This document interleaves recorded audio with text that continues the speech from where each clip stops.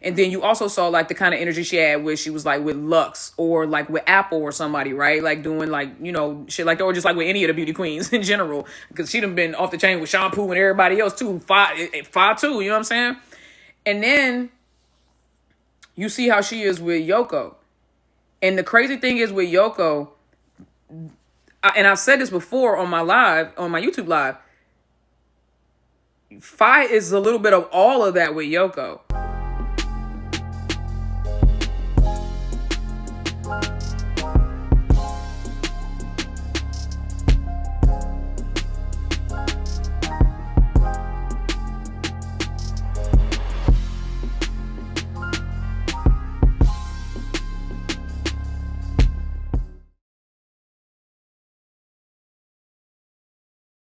Thoughts on Yoko's family, guys? I have not really been on the internet that much lately, so from what I saw, it was very, very cute. It was there was a lot more children there than I think some people may have expected or anticipated. But it's open to all ages, so I mean, it is what it is. And Yoko is adorable. The red top with the white skirt and the white boot and the white go-go boots, top fucking tier, bro. The white suit with the lace bustier underneath, top tier, my guy. However, I know if I was at home twitching. I know she was online looking at them clips, twitching, bruh. Are you saving this to Patreon? Yes, I will be uploading this to Patreon, and I will be uploading this to YouTube tonight too for the people that missed it. Yeah, Yoko's outfit choices were crazy. Oh, Orm, the love confession, bro. Look. First of all, Orm and Ling Ling have been completely unhinged lately. I don't know what or why that would be. I tell you, I have a theory on why. Because if you pay attention, you see the same cycle with Englot, Freen, and Becky too. The only ones who are consistently like, kind of just like in each other's faces are like Faye and Yoko. But normally when they're filming together, because they have a lot of intimate scenes and they have to be, you know, they get close in character, I think that it tends to automatically make them more intimate and affectionate. And we know that right now, Ling and Orm are shooting for their next series. Just like with Freen and Becky.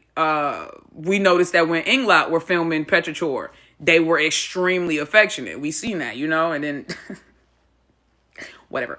And so it's just, for me personally, I just, it's like what I said on Twitter earlier today. Y'all, guard your hearts when you ship. Shipping should be fun. Putting unnecessary pressure and expectations and assumptions on people, like, nah, they gotta be real type shit, and now I don't want them to date nobody else type shit. It's not just weird and toxic, but it's unsafe and it's not fun. And it just makes the whole thing just weird. You know what I mean? It's best to just, you know, appreciate the content that they give us. And we can, you know, enjoy the content they give us without having to make it more than that. You know what I'm saying? We don't got to make it any more than that. We don't got to make it no more than that. We can just enjoy the moments that they give us and really and just appreciate it, that they all are gorgeous women with great chemistry, super talented, give us great content. Why the F would, you know what I'm saying? And again, it's still fun to ship, right? We can still be like, oh my God, look how she looked at her. And oh my God, like, but we got to remember to reel it in and not make it uncomfortable for the artist. You know what I'm saying? Like, it's, you know what I mean? And I'm not saying this from a place of condescension or a place of like arrogance. I'm saying this from like being a part of the experience. Like, I've taken it too far many times. Y'all seen it. Y'all witnessed it. You know what I'm saying? Like, I be titillating. Titillating, child. Teetering. I be teetering on the edge of sanity all the time when it comes to certain couples, especially Englot and Fayeyoko. But either way, you got to reel yourself back in. You know what I'm saying? And you can't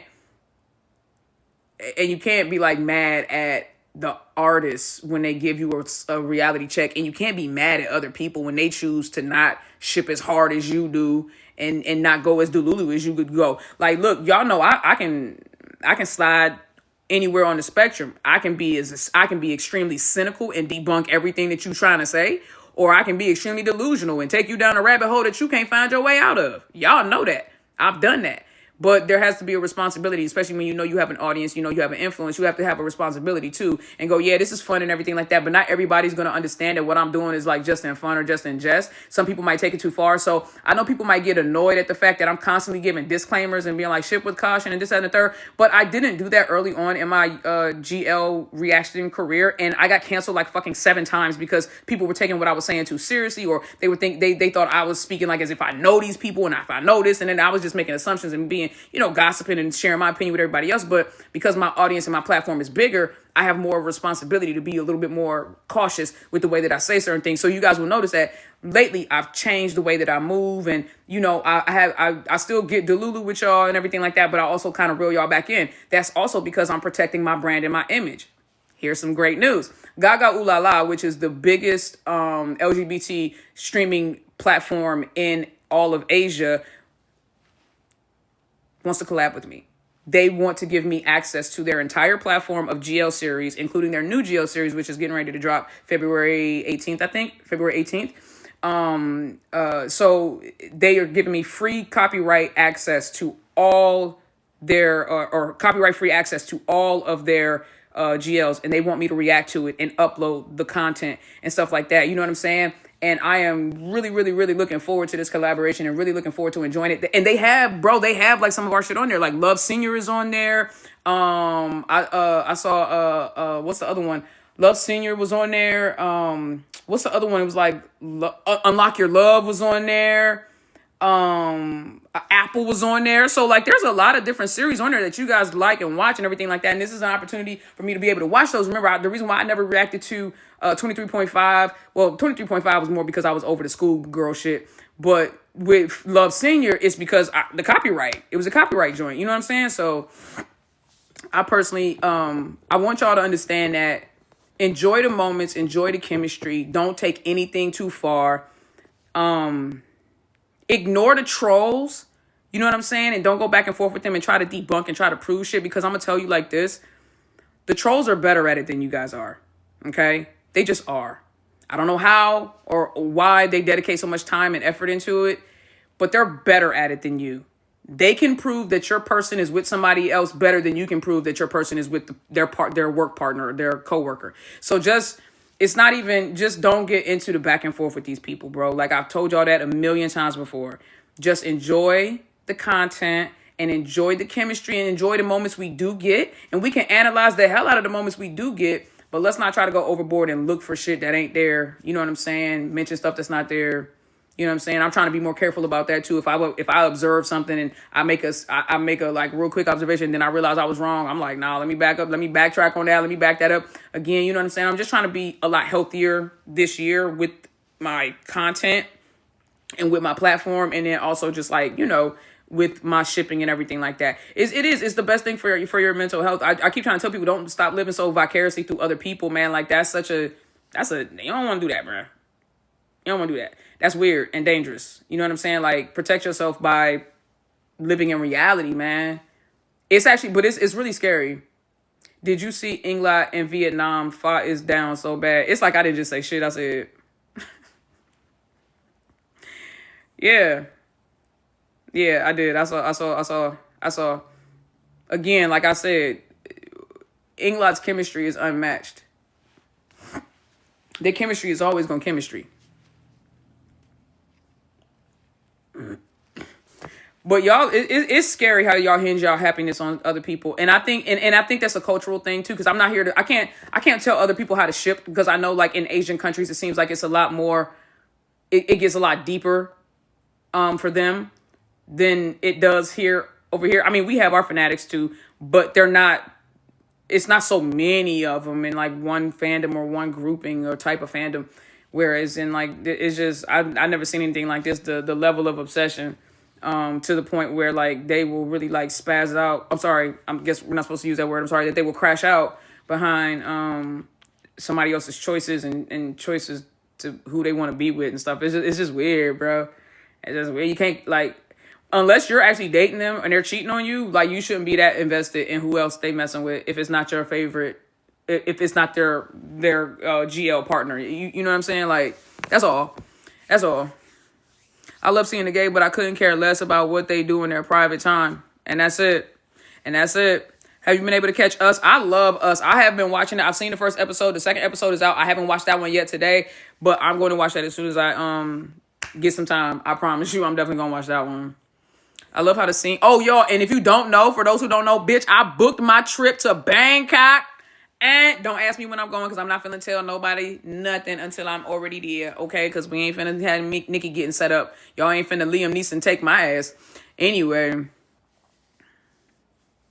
Thoughts on Englot lately? I think that Englot are in a very, very healthy place.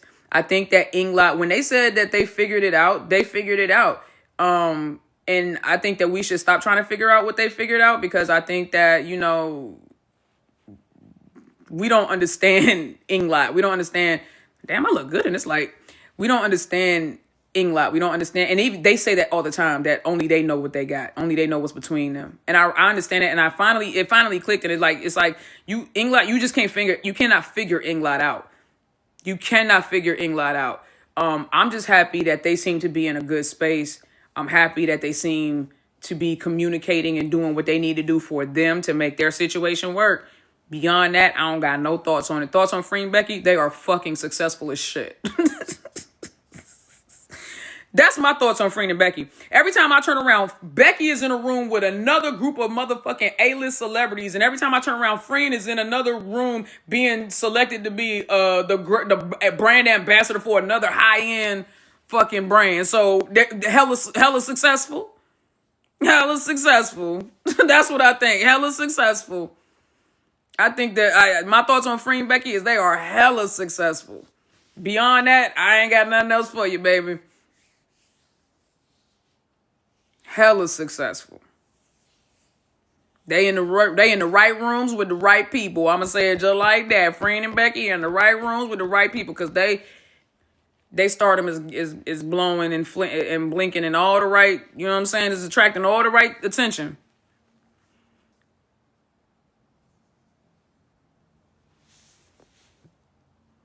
Can't wait to see your reactions to 4 Elements. Englot, Free, Becky, and Fayeyoko are going to crush it. They are going to crush it. And do you understand what I'm looking forward to is, and I'm glad I'm getting my first trip to Thailand out the way so that when they start doing this, I'm definitely going to be going back. I got to go to these fan meets because, dog, if they do like a joint collective fan meet for like the whole 4-book series, and then like tours and shit, bro, I'm about to be, because I'm definitely trying to be out of the U.S. as often as possible for the next 4 years. So, and possibly 8 years if they can get that little stupid ass third term shit passed. So I'm finna, you know what I'm saying? Like, I want to be traveling and getting the hell on. But if they did one with all of them, that would be bananas, bro. That shit you talking about off the chain. And maybe for once the damn fandoms could come together and kumbaya some shit. You know what I mean? Oh, we had 130,000 likes. Thank you, guys. Thank you. Continue to blow that like button up. I do truly appreciate it. Thoughts on the Petro Tour episode? Overall, I think that Petro Tour episode might be my favorite one. I'm not even going to hold you. Overall, that might be my favorite episode. Up until then, my favorite episode was between episode 4 and 5. Those were my two favorites between episode 4 and 5. I think that this episode did a great job of going back and filling in a lot of the gaps. Also showing that, you know, Tin was not a monster of his own creation. When you think about his father abandoning him, him kept walking in on his mother being a prostitute, his mother then turning around and abandoning them, and then his best friend finding out about his lie and not confronting him about it 18 years ago. His father finding out about his lie and not confronting him 18 years ago, and not just not confronting him, but covering it up so he could continue to do what he was doing. Yes, we are responsible for our own actions, but my God, when I say that the people around him failed him completely, like they saw, they knew, and they still just let that beast run free. And then at the end, Thun, who was the only one who was innocent in all of it, is the one that suffered the most. She lost her mom, her dad, and her brother, and all of them still alive, but she mourning them like they did. That's the part that's crazy, bro. That's the part that's crazy. I'm turning these goddamn lights on. Hey Siri, turn the lights on. Sorry, Nikki. I couldn't find that in your home. Don't be embarrassing me. See, now you're going to make me do it from the phone.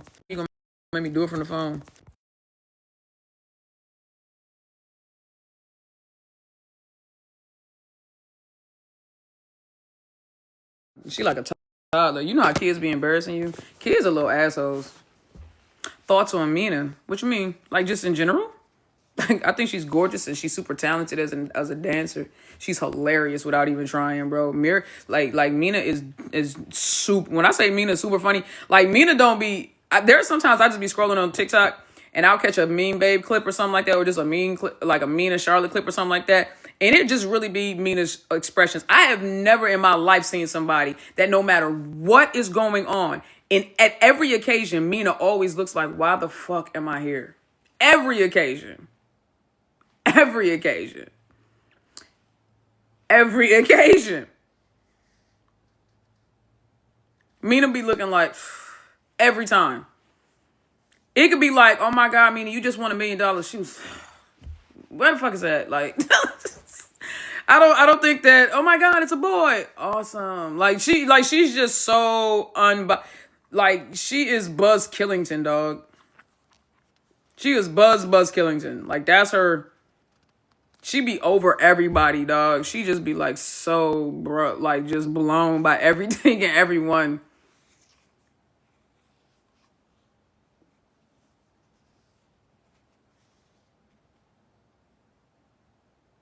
Looking back on old 5 vids and how happy she looks now was not like that before. She happy for real now. Yeah, it broke my heart to hear her say, and she said it several times. She said it in the live, and then she just said it again when they were in Taipei.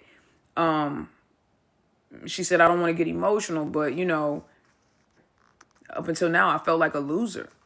And I was like, she was like, I felt like I couldn't do anything on my own.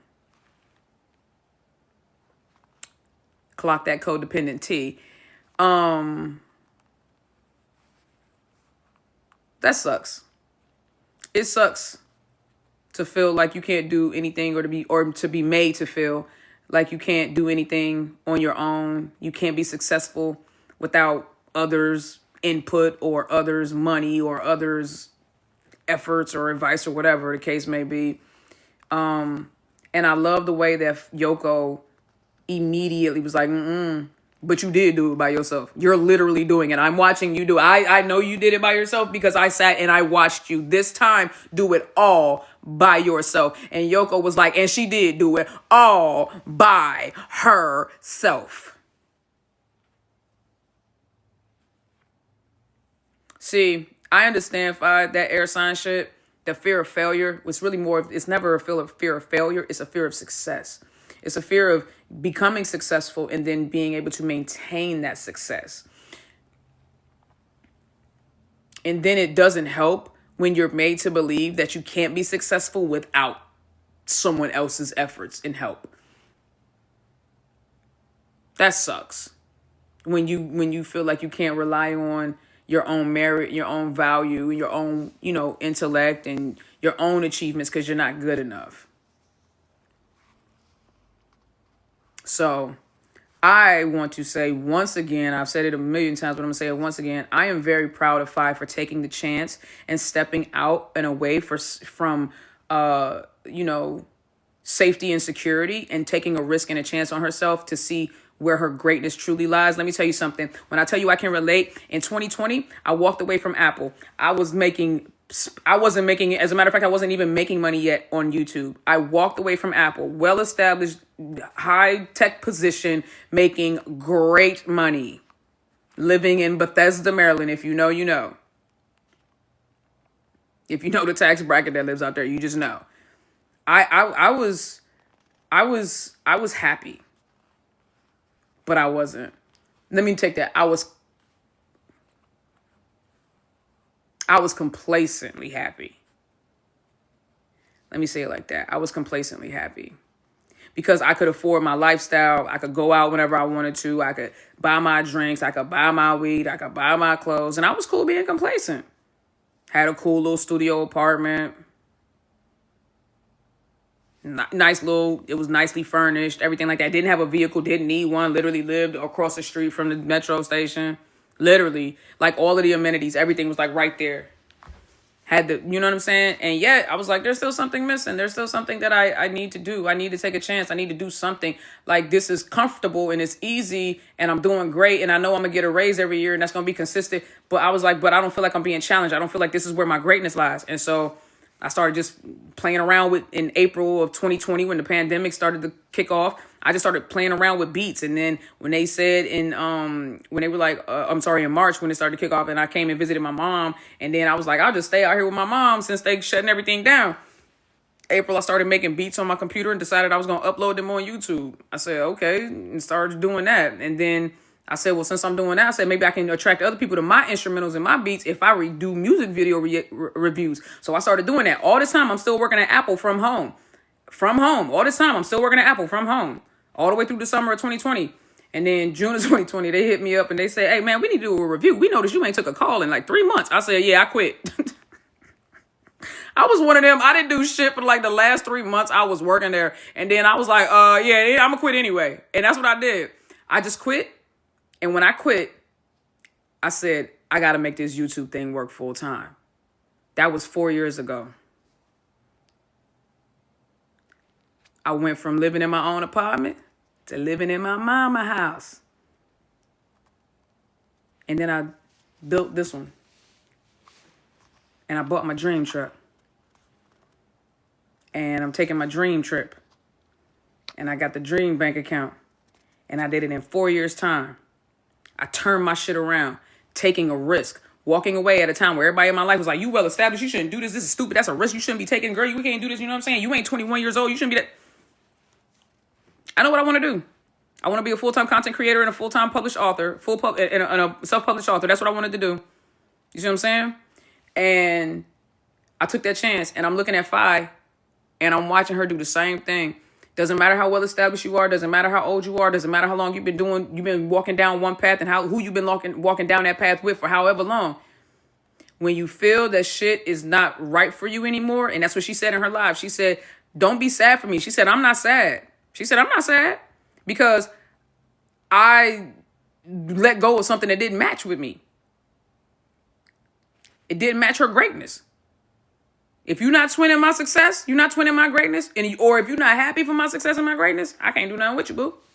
I can't do a damn thing with you. But that's one thing I will say. Yeah, Yoko consistently telling Faye she can do it. That whole moment, that whole clip where Faye was getting emotional and Yoko was standing next to her. Yoko had the red dress on. Faye had the white sleeveless suit on. And, you know, even when the translator was speaking, the host and the translator was translating to the crowd, the way that quietly even, not for the mics, not for the audience to hear, just for Faye, Yoko continued to encourage her off the mic. These are real people, guys. We are entertained by them. We love their chemistry. We love their interactions. I say the same thing about Englot. They're real people. They are real people. Okay? And Englot and Fayeyoko have let us in emotionally in a way that other couples have not done. They do a little bit better job of safeguarding their boundaries with their fans. Fayeyoko and Englot are extremely intimate with their fans. And extremely vulnerable emotionally with their fans. And so we should respect that level of trust that they have in us and not pressure them. Because if it is real, then we don't want them to run too fast. I think about sometimes like people be like, oh, well, Faye and Yoko should be dating. They should be getting married. They did that doc. And I was like, bro, they have only known each other for a year. Like, y'all get they just met last November, right? No, not this. I'm talking about like November 2023, not November 2024, but November 2023. They just met November 2023, y'all. Like, it's weird, you know? It's like all of a sudden we go into this weird warped time zone. Like, we don't understand how relationships work. If you want it to be real, you don't want them to rush into no shit. You don't want them to just jump into some shit. You don't want them to come out and be like, hey, we go together. We just started dating 2 days ago and look, we're public. Like, that's crazy. Nobody does that in real life. You wait until your shit is established. You wait until it's cement. You wait until it's solid. And then you can do your pop out. You see what I'm saying? Let it be natural. That's what Fa always says. She said, let it be natural. Let them gravitate towards each other the way they naturally want to gravitate towards each other. And don't force them either way. Don't force them either way.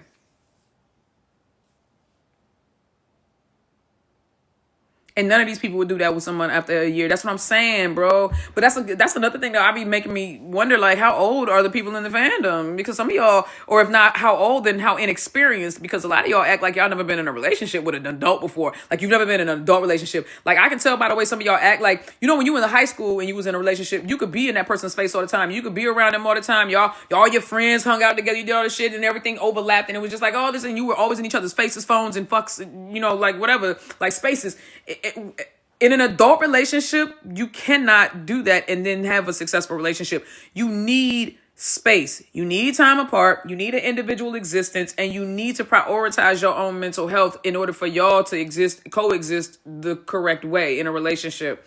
It's weird that y'all put this pressure on these people. Like, even if you're shipping them and you want them to be together and you hopefully see and you're hopeful of a future for them, then you should probably back off and not make it fucking weird, bro.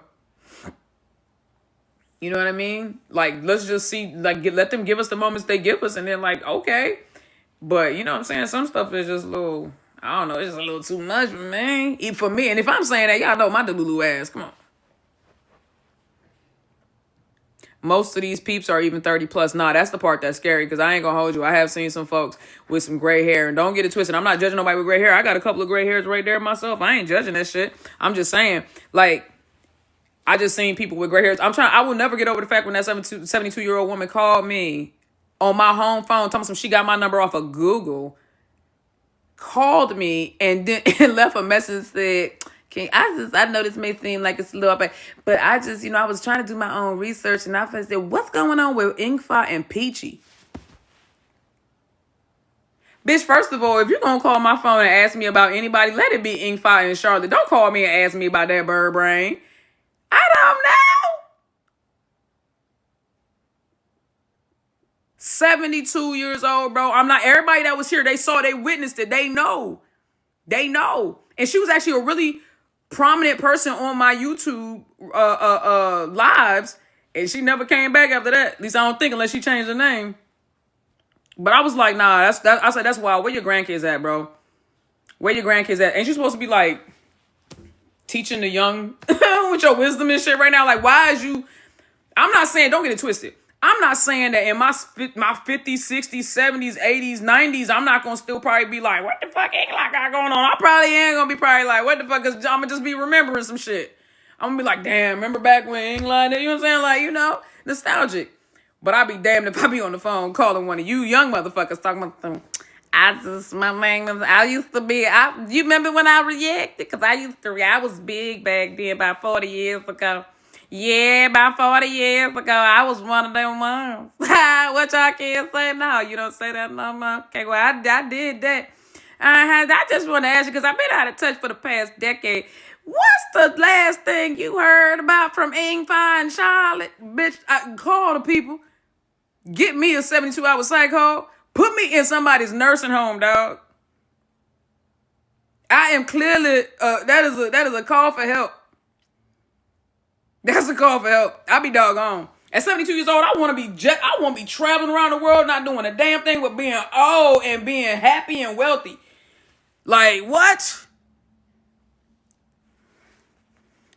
Nah, bro, they wild for that. They way wild for that, bro.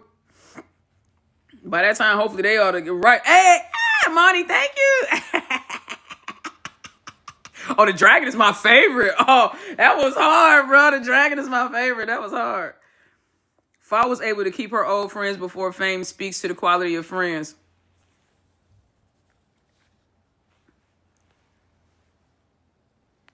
Yoko ain't lost no friends either. Quiet as it's kept. Matter of fact, I don't think Charlotte hasn't lost any friends. The people she was friends with before she became a beauty pageant queen and became a part of Englot, Mari, Tina, Heidi, she still got these, Shane, she still got these same people around her.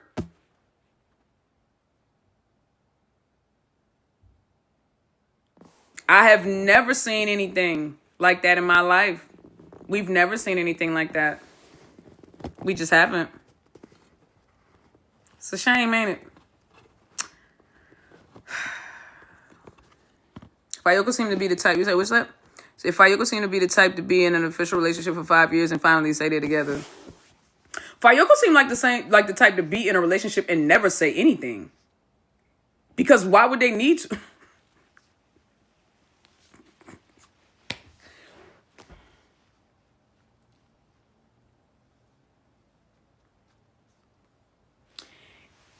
Honestly, if you go back and watch their reactions to their show to Blank, you can see the natural progression of their relationship. You can see where it went from being cute Pete Nong stuff to Fi started looking at her a little different. Okay? You start noticing it. When Fi started looking at her a little different. And then you start noticing when it seemed like Yoko started being a little more flirtatious. And Fi started being more receptive to the flirtation and then started initiating her own flirtation.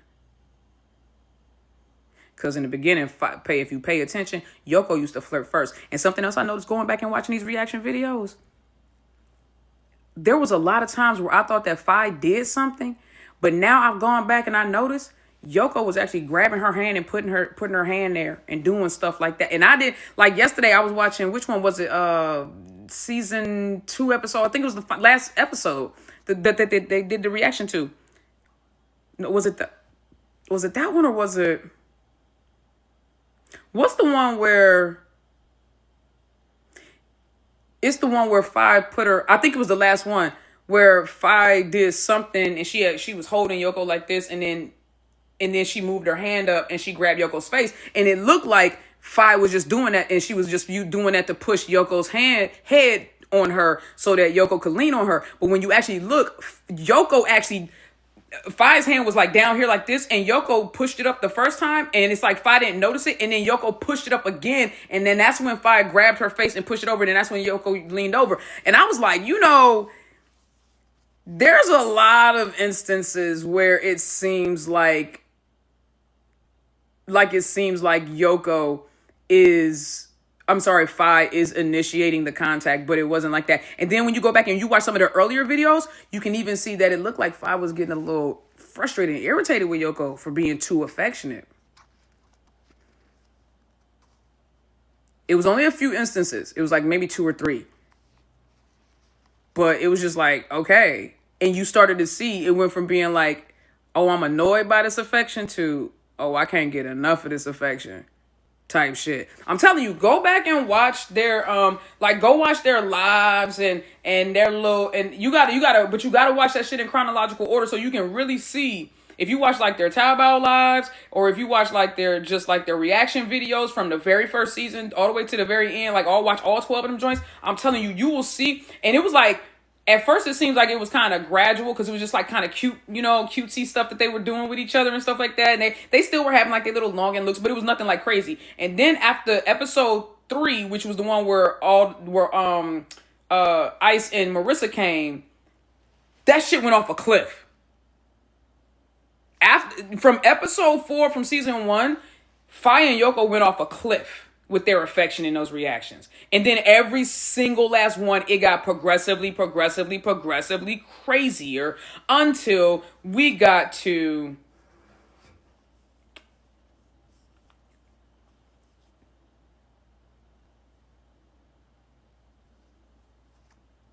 the final one, which was the bite. And the biting and all that shit going on there. And you don't want to lose me, and that last one was just pure, just wow. We're here. No. The biting was after Knucklegate. You think Knucklegate was crazier than Fi literally putting her wrist to Yoko's mouth like this, and Yoko be like like a fucking dog? Not once, but twice. Like she literally put like.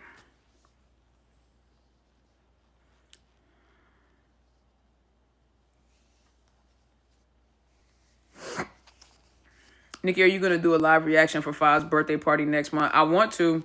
I absolutely want to. Hopefully I can get if they do like the closed group joint type shit, I'll try to. Hell yeah. The smelling each other joint was crazy. That was season 2, episode 4. That was the reaction. Season 2, episode 4 reaction. When Spy had the black and she still had the red hair. That shit. And the way Fi was like, close her eyes, damn near eyes rolled up in the back of her head. Or no, that one was crazy too. The one season 2, episode 4 was crazy too because Yoko was massaging Fi's hand. And I don't know what she was doing different that day. She was getting up in there with them knuckles. But whatever she was doing, she had Fi over there moaning. If you watch that joint with your headphones in, bruh, you gonna hear Fi moan. I'm not even joking. You hear Fi moan on like 6 or 7 different occasions throughout that entire video. Not even joking. Go fucking watch it for yourself. Go watch it. You hear her moan like 6 or 7 times, dog, throughout the entire duration of that joint. From when Yoko, because there's several different moments in the video where Yoko, and then the part that really got me from that episode reaction was when Fi had she got frustrated because Yoko didn't just know automatically to start massaging her hand. Remember when she put her hand in Yoko's hand, like just like Yoko was going like it was a machine, and Yoko's hand was automatically going to grip it and start massaging. And then when Yoko didn't, Fi was like, and then Yoko looked at her and was like, what? And Fi was like, you have to take responsibility for her. And she was like, for her hair. And Yoko said, why do I gotta take responsibility? What I did? Fi said, because you made it hurt. Yoko said, what did I? Yoko said, I didn't do nothing. Fi said, exactly. You didn't do anything. I have so many questions. None of them are appropriate for TikTok. What? What?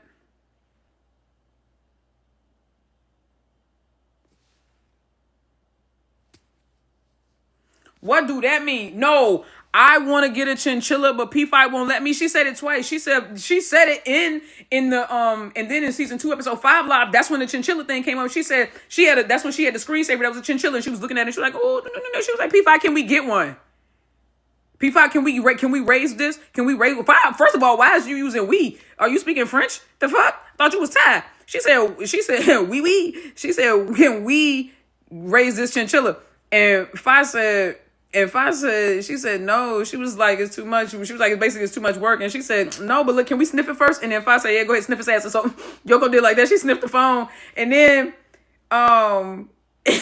And then Fi was like, nah, you can't get it. And then they brought it up again with the New Year's retro, whatever that joint was. She was like, they would do when they were doing the Q&A. Yoko was like, I want to raise a chinchilla, but Fi won't let me. You are 23 years old and you live by yourself, according to you.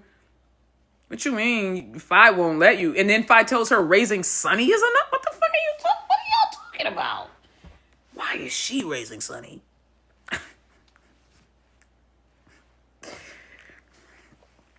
Do Sunny even know who his mom is? Like, does Sunny? Speaking of which, y'all, I know when I said I was going to get Papo, I said he was going to be a teacup Yorkie, y'all, but I think I done fell in love with the Pomeranian dogs, bruh. I think I'm going to have to give me a pom. I think I'm going to have to give me a little pom-pom, dog. Still going to be named Papo, obviously. That's the name. The name ain't changing. He's still going to be Papo. But I don't know, man. I've been obsessing over, like, Sunny and Pomeranians and shit lately. I've been obsessed. I've been like, oh, my God, but... Yeah, poor Sunny. He said poor Sunny. Get right. To be honest, Fayeyoko don't need to confirm anything because they ain't had it. Oh, the wifey joint. Nah, let's talk. Hold on. I'm going to do a reaction for all of these moments and shit like that. But since we talking about it, let's talk about it. The wifey joint? Do you have a wife? I don't have a wife. Yoko looked at her and said, oh, you don't have a wife? She said, I don't have a wife. Yoko looked at her and said, you don't have a wife, really? Fi said, no. And then Fi said, save P5. Save Fi. And then Yoko goes, she don't have a wife, but she got a spicy chicken?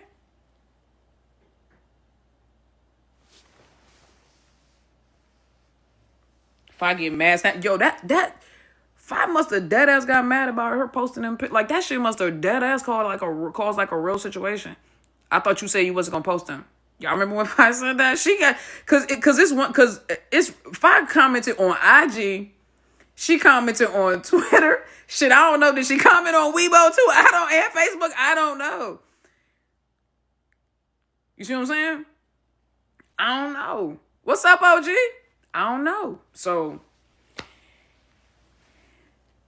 Yoko goes, she don't got, cause Yoko was like, let her cook. Yoko, you could tell Yoko was waiting for Five. Five was just digging that hole. Yoko was like, let her cook. She don't got a wife. She right. She don't got a wife. Let her cook. She don't got a wife.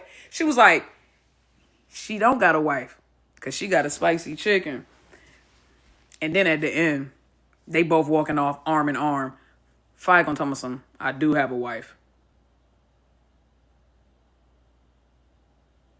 Now I need y'all to all remember, this is jail footage. We technically ain't supposed to be seeing this, because wasn't that coming from the part that's supposed to be closed? I could be wrong. Tell me if I'm wrong. But I thought that those clips were coming from, you know what I'm saying? So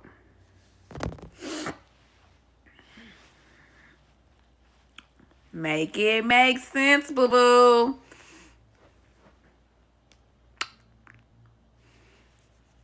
Make it make sense, boo-boo. And now if I said no more chicken spicy, no. What was crazy was when they got back to Bangkok and Shorty was like, look at her, she's wearing baggy clothes. Like bragging that she made her put clothes. And she did. Yoko was dressed just like Five. She had on the biggest, baggiest clothes she could find. Looked like she went right in Yoko Five's closet. I know y'all say fans gave them gifts. Okay, whatever the fuck. I don't care. Either way, Five still bragged about it. Five still bragged about it. Five was still like, she was like, you see she got them big ass clothes on, don't you?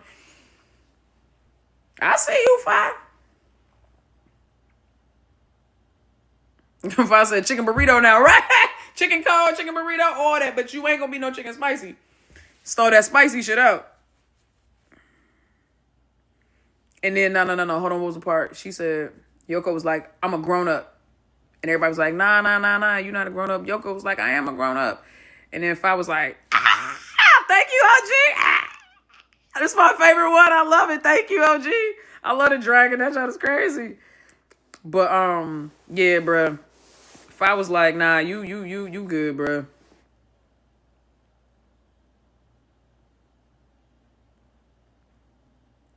She ended that spicy chicken real quick. Yeah, she did. She said, ain't no more spicy chicken. That. So, it's interesting. It's very interesting. The way she wrapped that red dress around her. First of all, she made the joint cute. It's not like she had her looking crazy. That's the true beauty queen and just stylist in Five. Like the model in her, that she turned that little skimpy red dress and turned it into like a gown type shit. That was actually kind of fly the way she did that. Yeah, dog, the possessiveness is OD. The possessiveness is OD, dog. Ah, thank you, Cynthia. Hold on, let me see something. I'm trying to do something real quick. Let me see. Where that joint at? Hold on, let me go to my favorites. Hold on. Oh, trending. Hold up, yeah, face.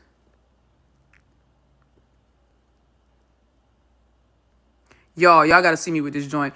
Tell me, for those of y'all who know what my baby brother look like, tell me I don't look like, just look.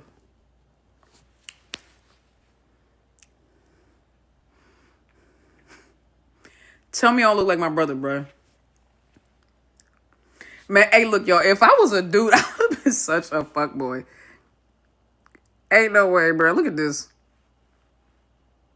I heard looking like my baby brother. Let me go back to my shit.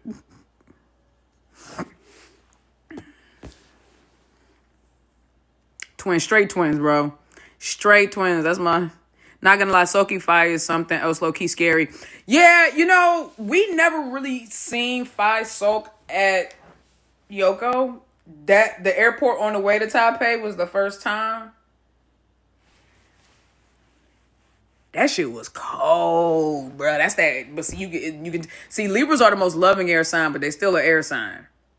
When we want to ignore, when an air sign want to ignore you, they make you feel like you don't motherfucking exist, like you're not alive. You be looking at yourself like, am I disappearing? Like, am I transparent? Am I see-through? You be looking like, bruh. But that shit was scary. But Yoko, baby girl, said, I'll make it. Baby girl said, I fix that shit by the time we get on the plane now. And Shorty was working hard too. She worked hard for the money. Thank you, Elise. So hard for it, honey. She worked hard for the money, so you better treat her right. Type shit. Yoko was up in that joint. Thank you for the roses, guys. Thank you, thank you, thank you. Thank you for the heart. Thank you, thank you, thank you. Thank you, Jasmine. She thanked Fi for playing with her on the plane, too. Which was absolutely diabolical. Yeah, we talked about Yoko's outfits today. Baby girl was looking gorgeous. Englot would have sulked back. Yeah, on God. On God. If I would have sulked, if Charlotte would have sulked, they would have been just type shit. Good. So far, we've never seen, it's always either been Yoko sulking if I happen to make up. Well, this was the first, actually, it's always just been that Yoko sulking if I happen to make up. This is the first time we ever saw Fi sulking and Yoko had to make up. But child, by the time they landed, though, in Taipei, Fi was getting hand massages. Yoko was doing, I thought she had Shorty locked up. Then by the time they got on that, by the time they got on that shuttle, you already know. You know what I'm saying? So we know what happened when they got on the shuttle. You know what I mean? So.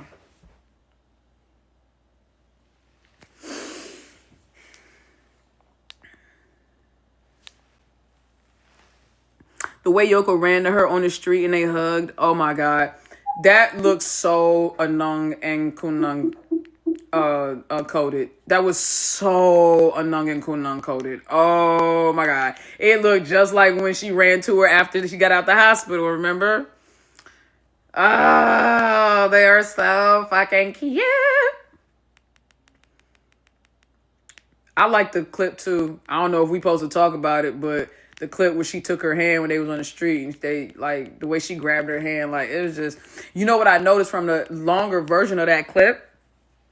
Was that Yoko was already holding Fi's hand, and then the clip jumped. It was like a jump cut edit. So I don't know what made them not hold hands anymore, but they weren't holding hands. And so it's almost like the way she snatched her. It's like, I wonder if like Yoko was holding her hand and then she said something or whatever, they joking around, and then Yoko like pulled her hand away or something. And so Fi was like letting it be like, and so Fi was like, give me your hand type shit. I don't know, but it was just really cute. It was a really cute moment. That's probably one of my favorite moments. That and the wifey joint. Oh, no. Hold on. Hold the fuck on.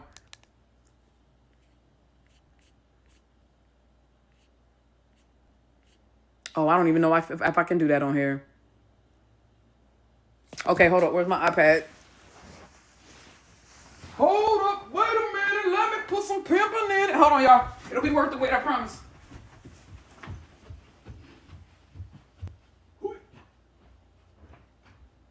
All that whooping like you got that shit. It's not that shit. I got something to make you lay down. Murder, kill. Going through it on mine. When I'm loading up them K rounds. Alright, hold on. Tell me you obsessed without telling me you obsessed. Who's that, y'all? Can you hold on? That's kind of bright. Oh, there you go. Who is that, y'all? Hold on. Who there, y'all? Get that brightness together. Hold on. Ah, damn it. Bitch. Y'all know who that is. There we go. Yeah. That's Fi. I'll find it. That's P5. No.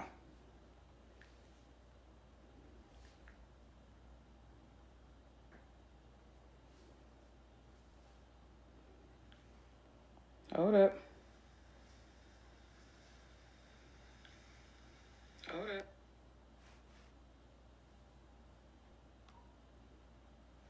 Girl, what you just did there?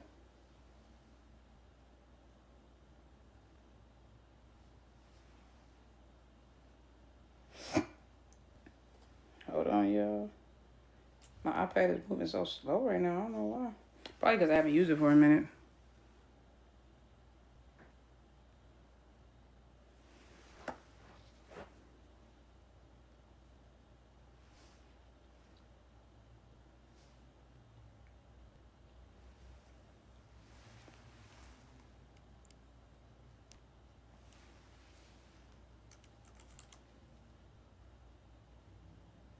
Oh, damn it. I'm sitting here using that junk.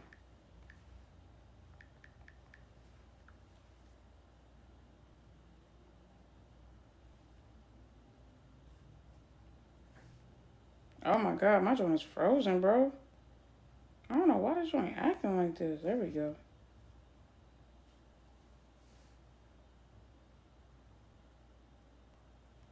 Ah, here we go. Hold on.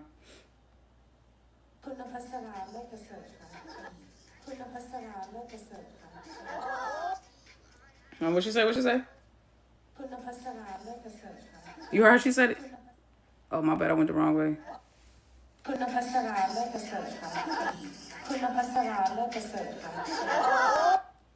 Fa said, Kuna pasará la pasata. Bitch! She said, Kuna pasará la pasata. No, listen. She will forever be Kuna pasará la pasata. I'll even add the ha. Even though I'm older than her. I'm going to even add the ha. You know what I'm saying? I'm going to add the twang. That's what Faye did. She said, that's why it sounded like she said, Kuna pasará la pasata. Because she added the ha at the end, but it was like, Kuna pasará la pasata. I was like, yeah, boy, forever. What's up, Danny girl? Not you breaking your spine. Look. I can't help it. Baby, I want to see how they act around Valentine. I know. See, that's what I'm looking forward to, too. I'm looking forward to Valentine for sure. You know what's interesting, too? Because they spent Chinese New Year, or they're spending Chinese New Year right now. Because it's Chinese New Year holiday.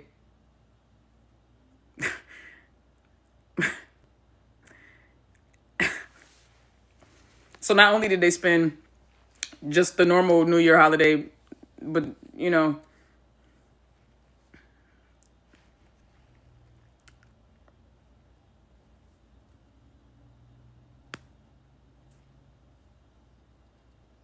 in China for all the important holidays, period. Look. Is U.S. Valentine the same as theirs? Yeah, they celebrate. They celebrate Valentine, like the global Valentine on Valentine 14, and then they also have like a day of love that they do that's different. I can't remember exactly what day that is, but yes, they do.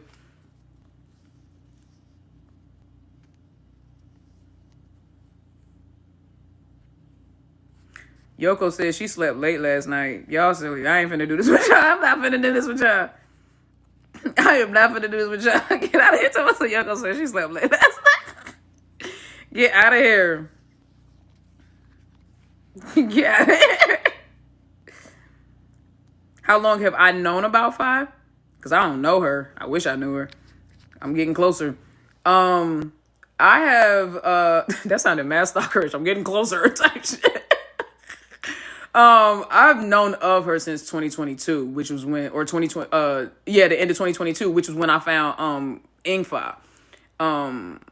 Ingfa's first, and then I actually found Ingfa and Faye, and then I found out about Englot, because the first video clip I ever saw of Faye was her dancing with Faye in that pink outfit. That was the first, and I was like, yo, who was that? At that time when I first I saw Ingfa. So it's crazy to me because the first time I met Faye and Faye was very much daddy, and Faye was very much girly.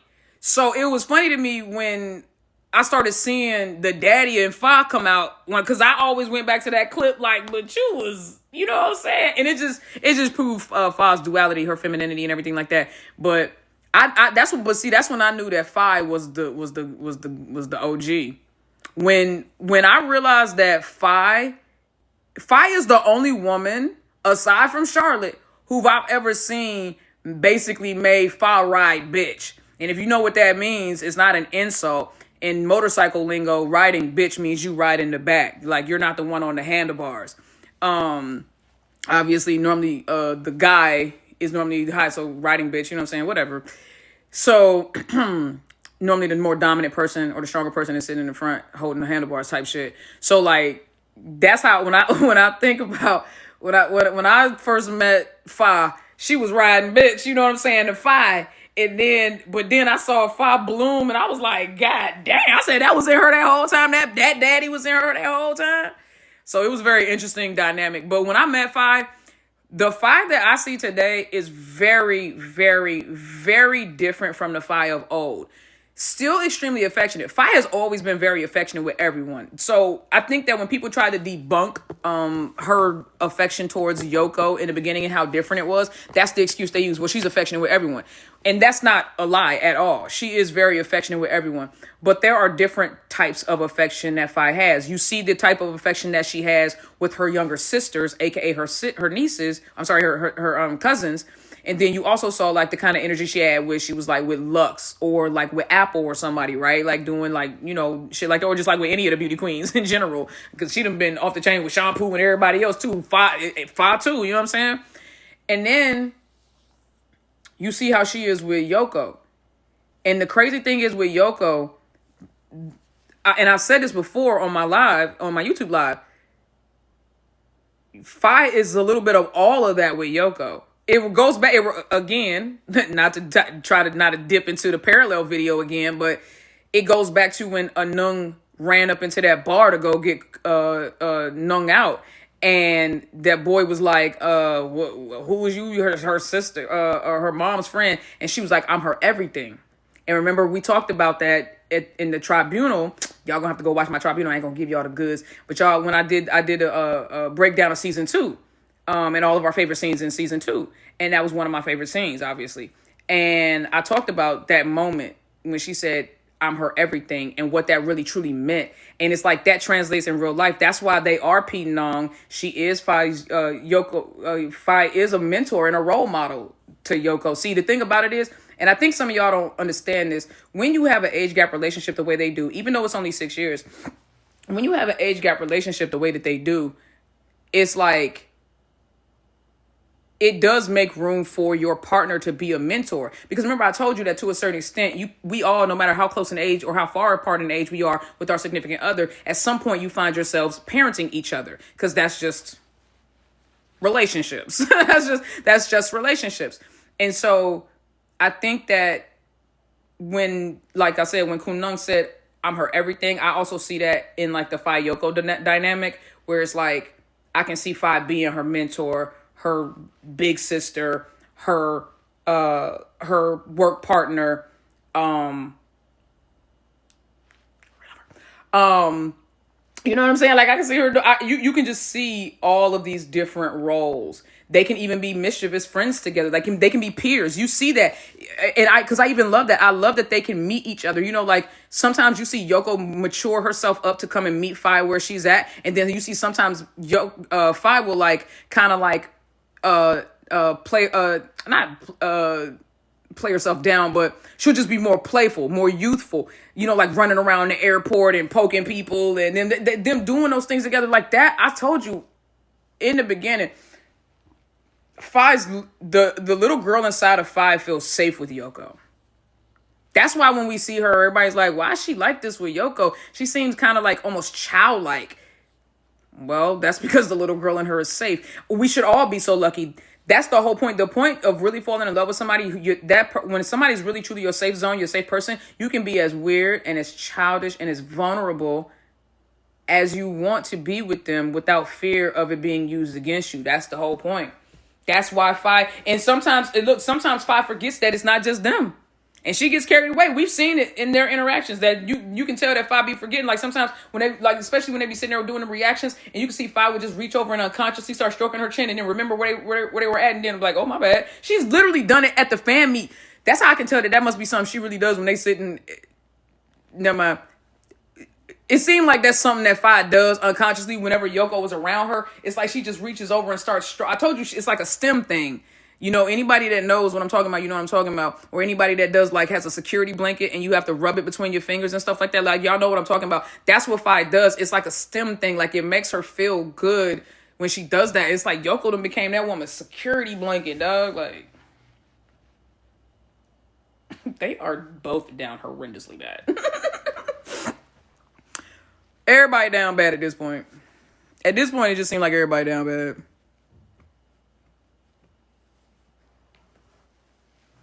It just seemed like everybody down bad at this point. Because I don't even know what Ling and Orm got going on.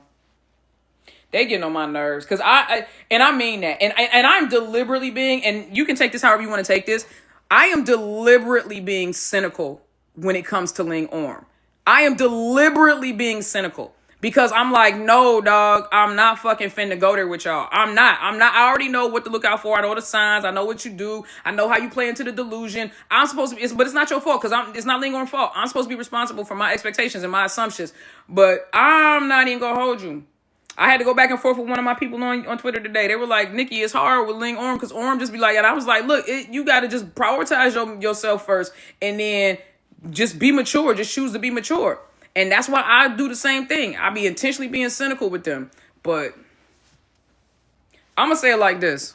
I'm going to just say it like this. If it's fan service, they deserve to get paid the way they getting paid. If it's fan service, then they deserve all the money and all the awards. I mean, give it to them. Because some shit is like, okay, they doing that for the fans. And then other shit is like, you don't even need to do that. Like Orm and Ching Dao by herself. Like she ain't even need to like, what was, like, you know what I'm saying? Like you can't not think about her. Like you just can't not think about her. The way Ling been looking at her lately. The way Orm looked at her. Did you see the way Orm looked at her before they got on that plane? When she showed up at that airport. Orm looked Ling up like.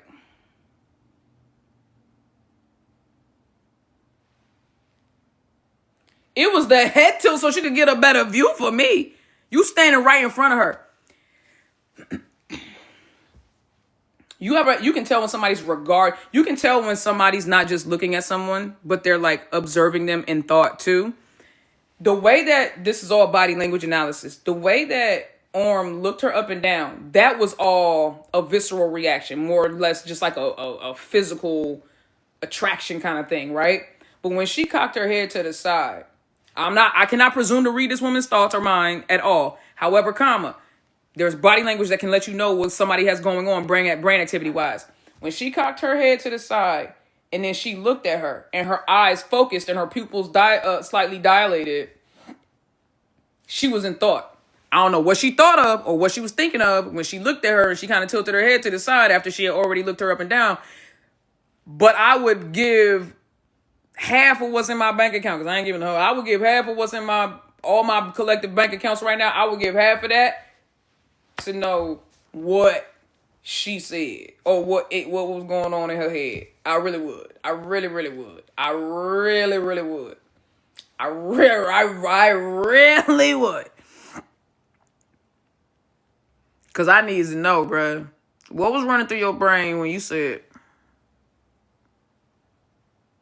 And you looked at her like you were seeing her for the first time. Because that's the vibe I got. That's why I commented. That's why when I reposted it on my Twitter, that's how I said. I said, bro, it looked like she was... It dead ass looked like Orm was seeing Ling for the first time. Like, I know I'm not the only one that peeped that. It looked...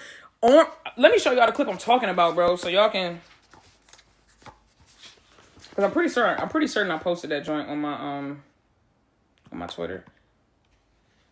I gotta show y'all the clip I'm talking about, bro. Because... it actually doesn't make any sense.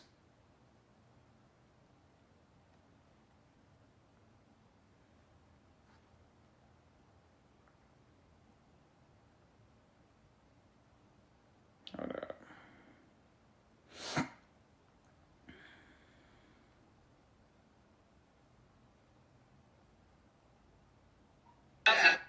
No. Hold on. Here we go.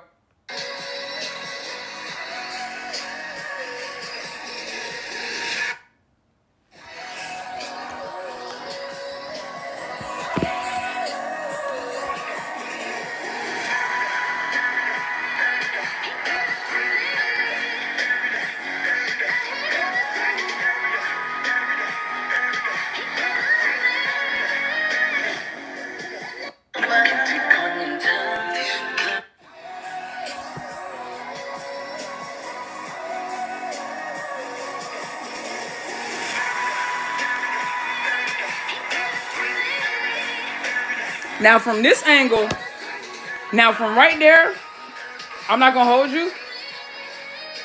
That other person pointing, now it makes more sense.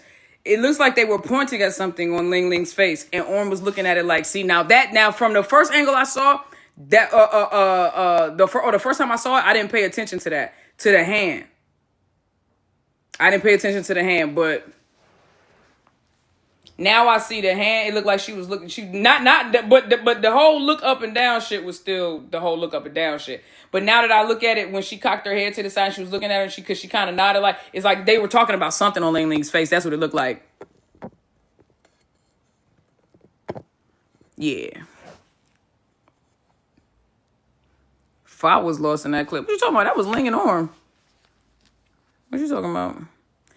Baby, I'm waiting on Fayeyoko filming again because I know them love scenes finna be insane. Well, what's crazy is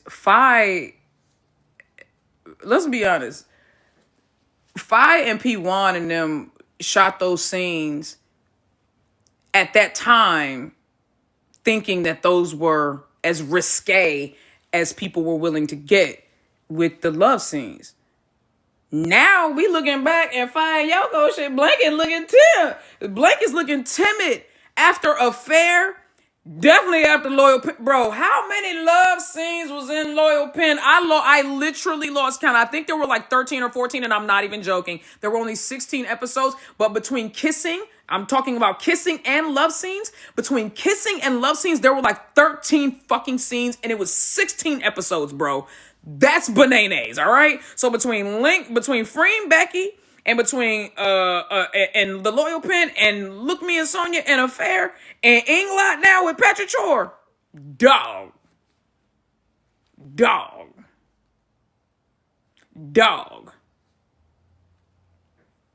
No, we don't need scenes like Checkmate. There has to be, you gotta have levels to this shit.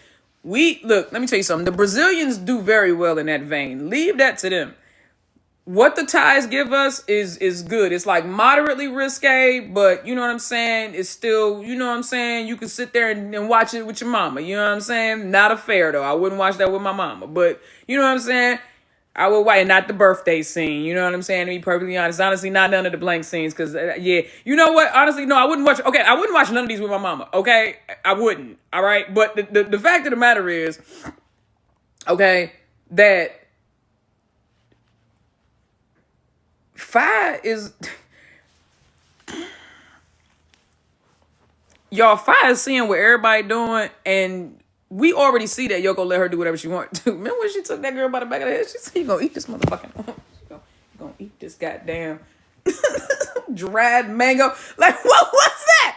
Remember she gripped that girl up by the back of her head and said, "You gonna eat this goddamn."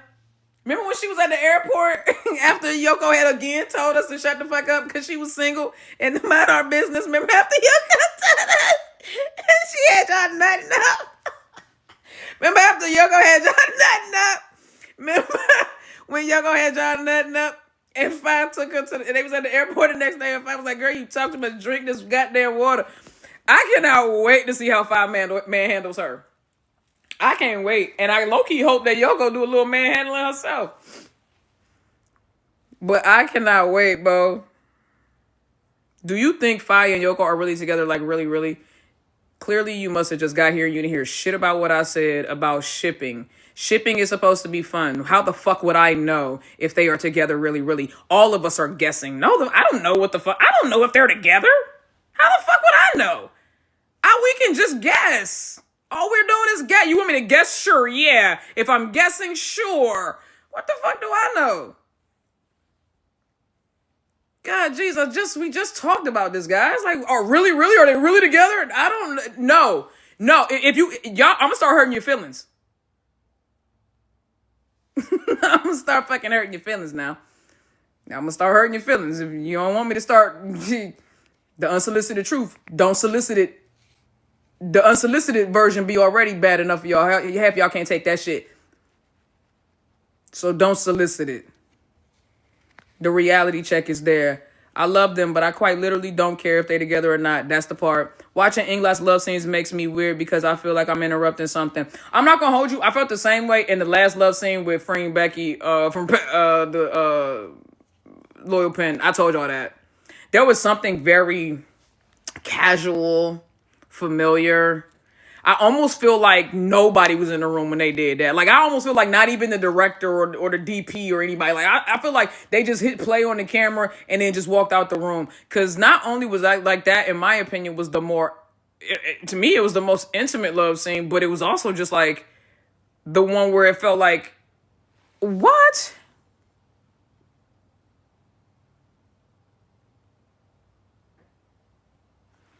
They restricted my visibility because we talking about love scene. Well, how am I supposed to say it? What am I supposed to, how am I supposed to say I can't talk about love scenes? They said they restricted my visibility, bro. I didn't even say nothing crazy. Say basketball. Basketball? Basketball, basketball, basketball, basketball, basketball. Basketball, basketball, basketball, basketball, basketball.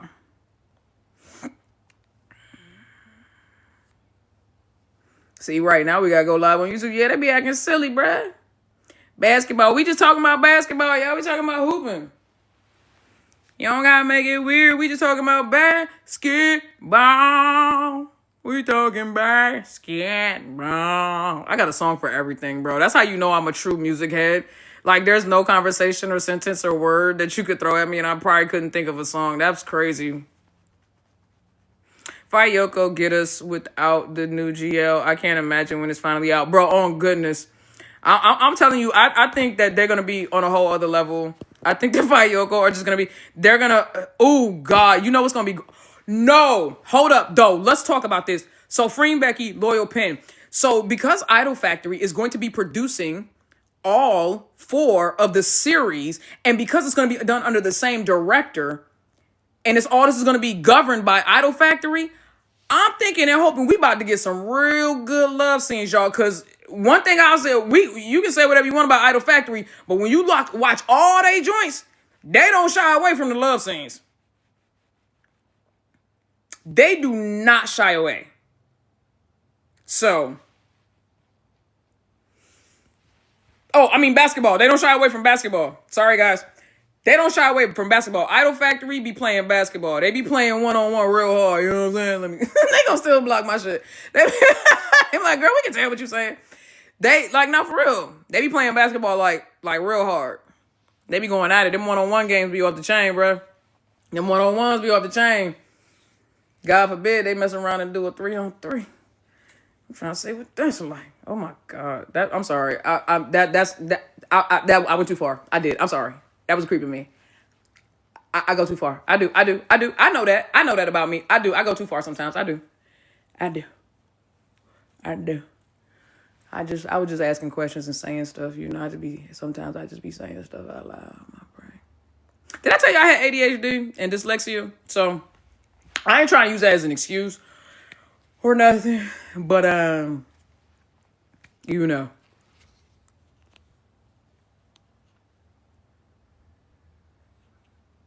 Just like we thought the 3-on-3 was going to happen in Pluto. Well, I mean, technically, we did still get that 3-way kiss, bro. That was out of bounds. That joint, we still talk about basketball, y'all. That 3-way, that 3-way pass, that Pluto had going on was. I remember watching that, bro. I swear to God.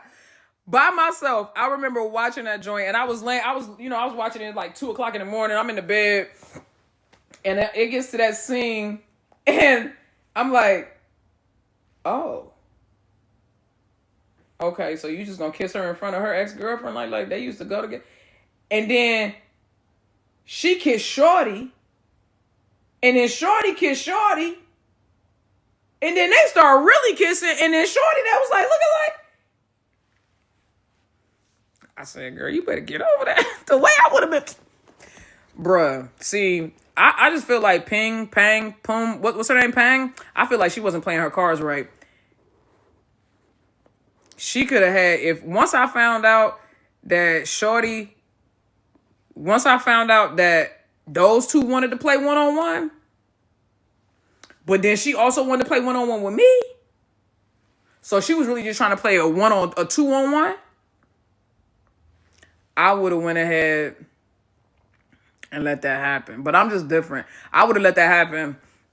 Or I would have grabbed me a cup of Kool-Aid, a blunt, and a sandwich and sat there and watched them, because I'm not selfish. I want you guys to be happy. That's the thing. I'm the most selfless lover ever. I mean, I'm the most selfless basketball player ever. I'm the most selfless basketball player ever. I want you to be happy. So if you're going to be happy by going over there and making her happy, or vice versa, I'm all for all the happiness. You know what I'm saying? You know what I'm saying? Go get you a little one-on-one, a little game of horse going. Go get you a little game of horse going. I can't wait to see who out first. You know what I'm saying? I got next. Type shit. You know what I mean? We playing pickup games all night. I got next. So,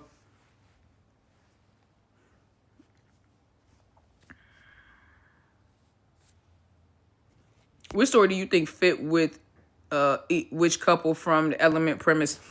I haven't read any of the, y'all know this, I don't ever read the books, so all I know is that one involves a ranch. I think somebody else is a police officer or something. I don't know enough about it. I don't care. I never read the stuff. Y'all do all that extra shit. That's what I be trying to tell y'all. Y'all are so extra sometimes. Like, just y'all are so impatient. Just let shit happen naturally, bro. I like to just watch the shit and then enjoy that.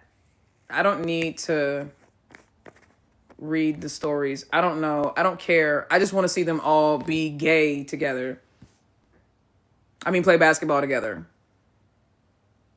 Yeah, I have no idea what stories fit which characters. I just want to see them all be in some project together, and that's all I care about. What do I think is Poi as a director? I think she brought the best, I mean the absolute best out of Charlotte. Oh my God, bro. Like, I refuse after everything that I've seen that woman put into her character in Petrator. I refuse to sit here and let somebody get in my face and tell me that woman can't act. You do it then. You do it. Because everybody that always got something to say, or she's stiff in the face and she just says, you can't even tell her expressions don't matter. You do it then. You do it. Oh, you're not going to do it? Oh, you can't do it? Shut the fuck up then. Shut up. Everybody that got something to say, they not even doing it. You're not even showing your face. Your picture is a picture of her. Like, the internet is the only, like, or it's a picture of somebody else. Like, Charlotte deserves all the praise. She worked her ass off. I think that the right director can bring the right. Charlotte felt safe to give herself to that character because she had a good director to guide her. And she had a good partner, on-screen partner, and Fa, who allowed her to feel safe and vulnerable in that character and really put her all into it because she knew she was going to get it all back. So I think that, you know, P-Poi just put together an amazing cast. That's one.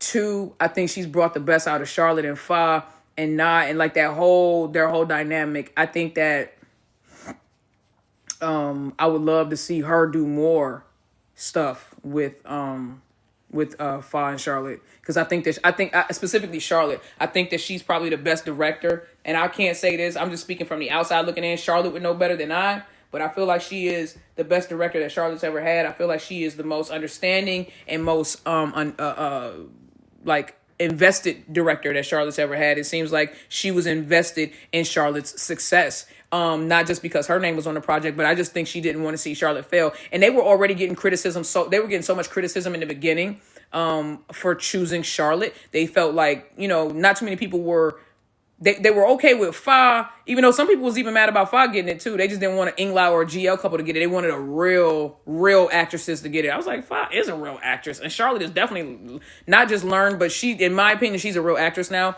especially after Petrator, you know. Her evolution has been amazing to watch, and it's been meteoric. And to say anything less is unrealistic, because we watched this girl transform herself into a real whole ass actress in a year's time worth of filming. Because let's be clear, she really only started shooting it would be 2023. So she's only been acting for 2 years. Get the fuck off her back. Get off her back. She's been acting for 2 years. For 2 years. It's just like singing. She put on not one, but two whole ass concerts. You don't like her singing? You do it. You put on a whole concert. You swing from a fucking chandelier. You play the drums. You do it. You sing and dance and do routines and learn the choreography. She can't dance and yet she learns all the choreography. She can't sing and yet she puts on a whole concert. She can't act and yet she's still winning awards and getting offers to do shows. I don't know. Everything y'all say she can't do, she seems to keep doing it. So I don't know. I don't know if we're seeing the same thing. So I don't know. Y'all, matter of fact, keep hating. Keep saying what she can't do. Because every time y'all say she can't do this and she can't do that, she just proved that Sagittarius goes out there and goes, okay, bitch, I'll up the ante then. So keep saying how terrible she is. Because it's working. It's doing great. It's doing great. Y'all, because now she got something to prove. Not to y'all, but to herself. She got something to prove. Not to y'all, but to herself. So keep thinking that you're doing something by sitting on the internet with your little faceless threats and your little faceless, you know what I mean? Like, yeah, it's so funny to see how people like, oh my God, bruh. Y'all really think y'all be scared of somebody, don't you? Oh, stink. No friends in real life I can throw. It's not yet available in US, so haven't watched it. I seen the comments though. On what? What y'all talking about? Did you saw Yoko's sister in a GL? No, I haven't seen the previews for it yet, but I've heard nothing but great things, and I am looking forward to it. I will definitely be supporting Nico. One, she's beautiful, and two, she's beautiful, and she's very talented as well. Oh, you talking about Paradise of Thorns? Yeah, can I watch it? I gotta get some kind of VPN or something? See, I don't be trying to do all that, bro. Just send me a link, bro. Like, I ain't trying to do all that extra stuff. The way she talked on the chairs to share about the entertainment industry and her talents touched me.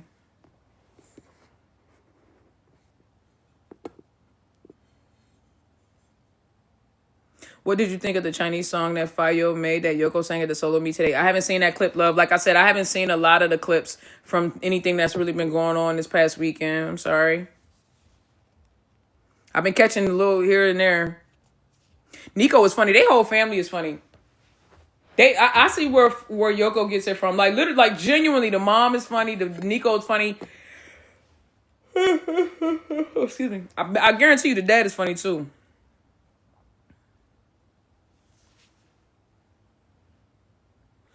Yo, you got, bro, two sisters named Nico and Yoko, and they both fine. I'm not going to hold you because I'm a pervert. That just sounds like the beginning of a great porn. Basketball game. That sounds like the great beginning of a basketball game. Nico and Yoko, sisters. Both fine. Both actresses. Hater audition for a role. You know what? Let me shut up. Audition for a role.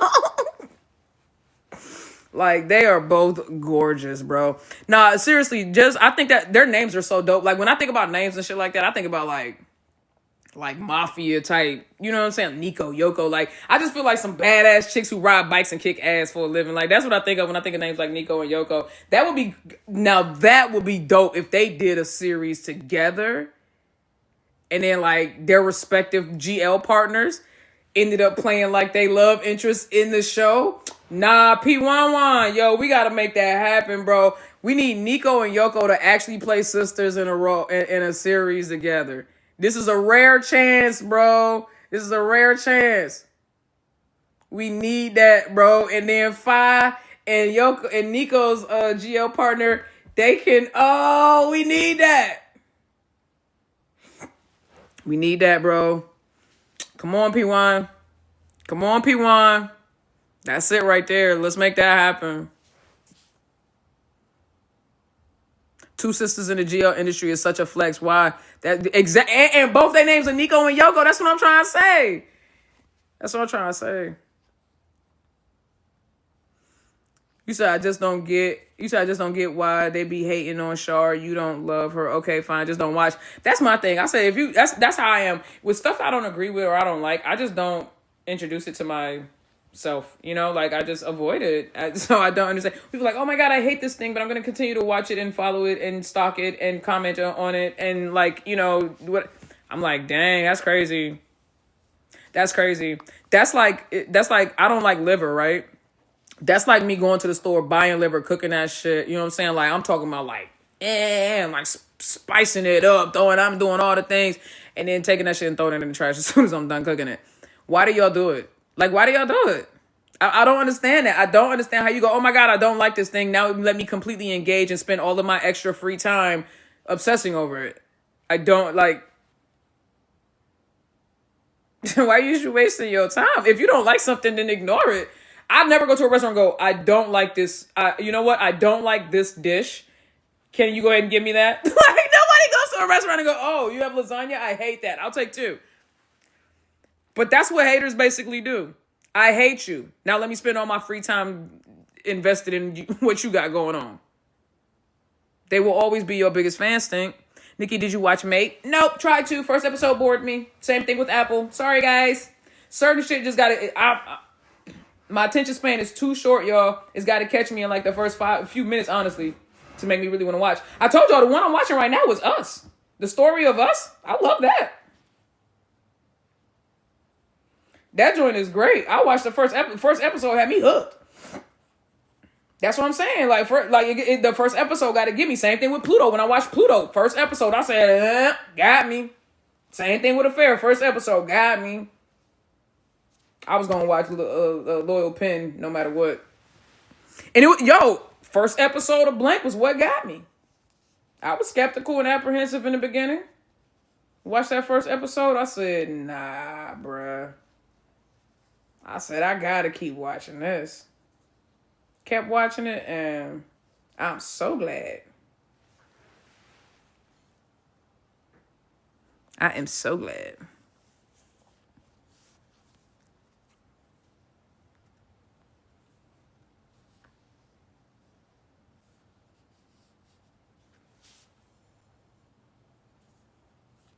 Some of the scenes in Mate were kind of cringe.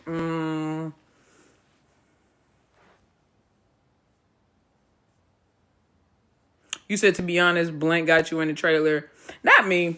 And I've always been very honest about that. You guys can go back and watch my first reaction to Blank. I was very apprehensive, but still open-minded. And like I said, greatest decision I ever made.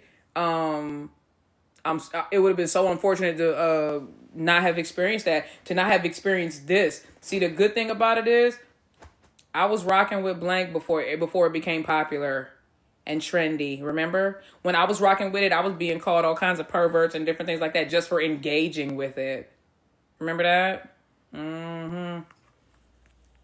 Not quiet as it's kept. People all up, everybody telling some... Well, it's cool to be a Fayeyoko fan now and to talk about Blank and shit now. Everybody want to do analysis now. Everybody got something to say now. Everybody want to react now because nobody was willing to take the chance when Nikki took the chance. You're a pervert. You guys just want to watch this. This is gross. Oh my God, this is PDF file type stuff. Meanwhile, how we end up with all them views. Blank literally has the smallest fandom. Has the smallest fandom with the most views. Stink, y'all. Just look. We know y'all watched. Ain't no way we ran them views up ourselves. I mean, don't get it twisted. I done watched it a few times. But I don't know if y'all know how views count. Like, you can't... Once you see something and it's like, as long as you're logged into that account, that view stays, bro. Like, that's like, you watched it once already. Okay, cool. It's not like you can watch it over and over unless you log out and log in multiple accounts, or if you just keep watching it under a guest type shit. You see what I'm saying? So I'm just trying to figure out, for us to have the smallest fandom, how we run them views up.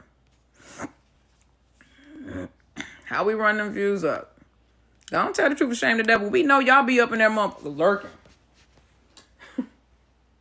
It's a whole bunch of people that be Fayeyoko fans like this. It's a whole bunch of undercover Fayeyoko fans with other couples hashtagged in their bios, like they over here like this. They they trying to see what we got going on. And then they be like, oh my God, they're so fucking extra. Look at that fan service. Oh my God, nobody extra does it. Nobody, why is there always, she's always in her lap. Oh my God, it's so extra. Download. Right click save. Create new folder header. Bitch, you're a fan. You know y'all be sneaking and looking. How y'all know they doing fan service if you ain't paying attention? How you know they doing fan service if you ain't paying attention? Why you all up in what they got going on over here if you don't like it? If it's fan service, why you keep commenting on it? Let it be fan service then. Let the fans that they servicing be worried about what they doing. Let us worry about it. If it's fan service, let us be worried about it. How about that? Let us be worried about it. How about that? How about that? Let me be the fan worried about how I'm getting service. How about that? Just go on and tell the truth. We know y'all like it. We know y'all like it. It's like all them people that left and said, oh my God, I'm not supporting anything that Englot do anymore. They're this, that, and the third. Petrichor running them numbers up. Number one, every week. Petrichor running them numbers up though, ain't it? Running them numbers up, man.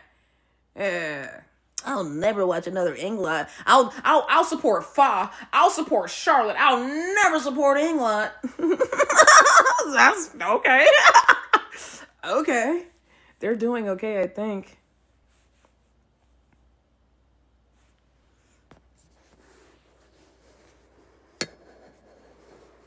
Are you going to watch us? Absolutely. I've been watching it. What's up, Natalia? How you doing, sweetheart? I have been watching it. I've definitely been enjoying it.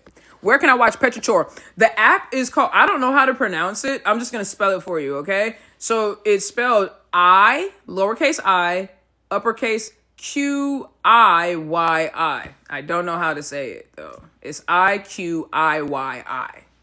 There you go. Thank you, Blue 14. Thank you, sweetheart. You're welcome, Deshaun. They say it's fan service because you said what? They say it's fan service because they GL couple aren't doing it like Fayeyoko. Baby, no GL, BL, straight couple, real life couple. No real life couple acts the way that Fayeyoko do. Fayeyoko are definitely just Fayeyoko. Because the thing about it is they're not acting like other GLs. They're not acting like BLs. They're not acting like straight couples. They know straight couples in each other's face that much. It's just fucking annoying, bro. Like, just back up. Give me some goddamn breathing rate. They are in each other's skin like it's the leprosy. We've had this conversation. It's the leprosy. It's like they can't go without touching each other because if they do, then body parts start to fall off or something. I've never seen anything like this in my life. Thank you, Natalia. Thank you so much. I've never seen anything like this in my life. Thank you, Solo. Thank you, Soul Goddess.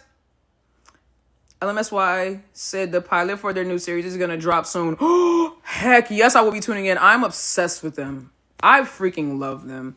They are the cutest and the sweetest, and I love that they don't even let y'all get into that fan service stuff. They be stopping it cold, bruh. But they have great, amazing chemistry. Right now, they can't even be like a meter apart. Like, I've never seen it. That joint's silly, bruh. That joint's silly. That joint's so silly, bruh. Fayeyoko is silly. When is the blank parallel video dropping? I am waiting for Fai's shop. I told y'all, it's a parallel video. There's a lot of stuff that's going on right now in Fayeyoko that if I were to do it now, it would be incomplete. Yes, I could probably just go on and do parts and everything and like that added on, but I want to do a complete video, and I want it to be as complete as the series itself. So I want to walk it all the way through. I'm not gonna. I could be petty and carry it all the way out to Yoko's graduation because technically that's where the show ended. But I'm not gonna do that. So I'm waiting until. Fi is obsessed with Yoko's waist for real, but do you see how perfect it is, the way it fits? So because of the size of Fi's hands, and then the just the sheer small diameter of Yoko's waist, Fi like just gets to, yeah, she likes it. She likes it, and it's a perfect fit. So.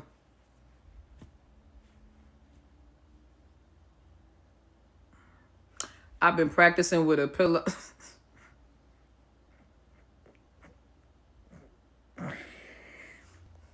Stink, this is TikTok. This ain't the tribunal. This is not a safe space. This is hold on, Stink. This is TikTok. This is not a tribunal, baby. This is not the tribunal, baby. I know you see my face and you automatically assume it's tribunal. This is not tribunal, baby. This is not a safe space. Because what is you talking about? Because what is you practicing with your pillow? What is you talking about, bro? What you practicing with your pillow? Y'all are so off the chain. Let me give you some water. Y'all got me thirsty now. Y'all are just doing the most. You're doing the most. Hold on.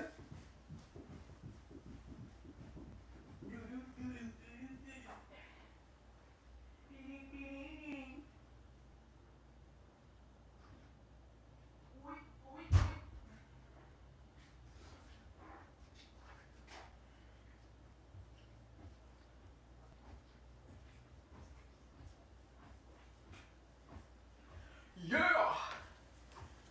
Had to go get some water. All right, y'all. Oy. The pillow is crazy work.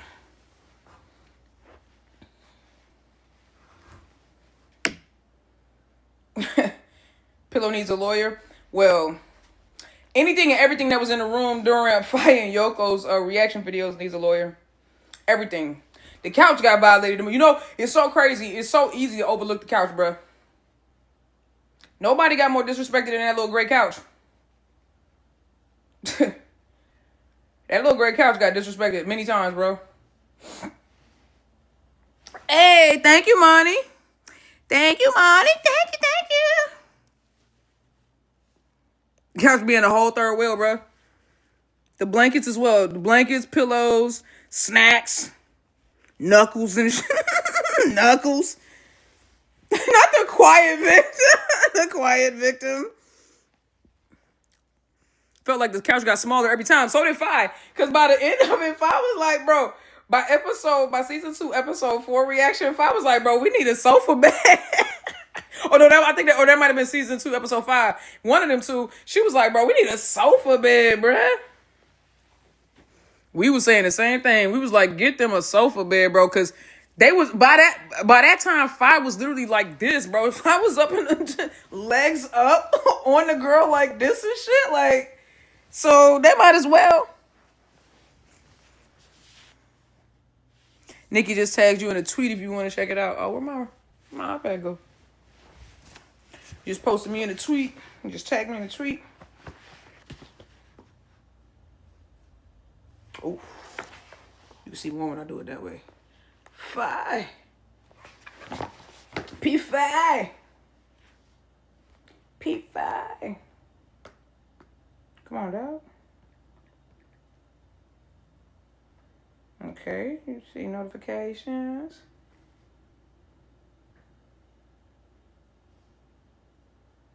You, Larissa?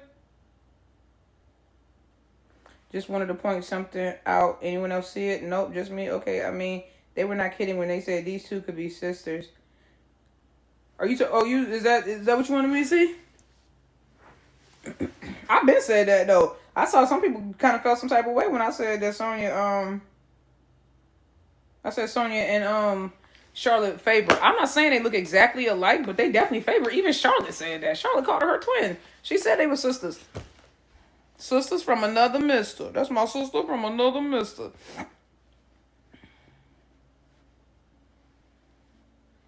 Sonya fine, bruh. Both of them. Both of them. Could you imagine a reaction from Faye if they had a bed when they was doing them reactions? You know what? No, but I tell you what. With this next series, I know y'all better put them in a damn bed. Let them do a reaction from the bed.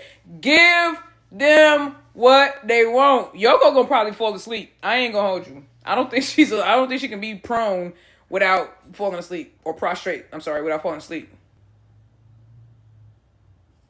She's definitely gonna. She definitely gonna. That joint gonna be crazy though. She definitely gonna fall asleep though, for sure. Yoko's definitely going knock, as in knockout. What you think of Ling Orm today? I already said it, y'all. We already had a whole conversation about them. I think that they are just Look how long my hair is, bro. That's crazy. I'm sorry. What was I talking about? God damn, that ADHD. Ling Orm. Yeah, no, I love them. We were just talking about them.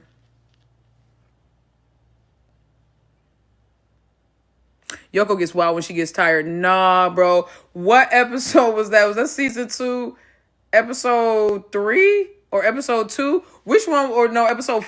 Yeah, I think it was like episode 2 or 3.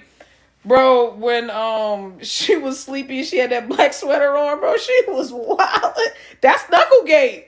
That's not Knucklegate. Yoko was different kind of tired in that video. Yoko was a different kind of tired in that video. That was Knucklegate. That was not we thought, you know what, we thought Knucklegate was like, yo, it can't get crazier than this. Just more and more unhinged, bro. Just more and more unhinged.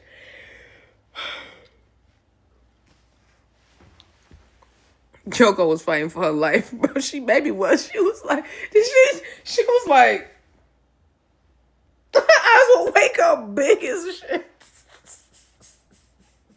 Them blinks was getting longer and longer, bro.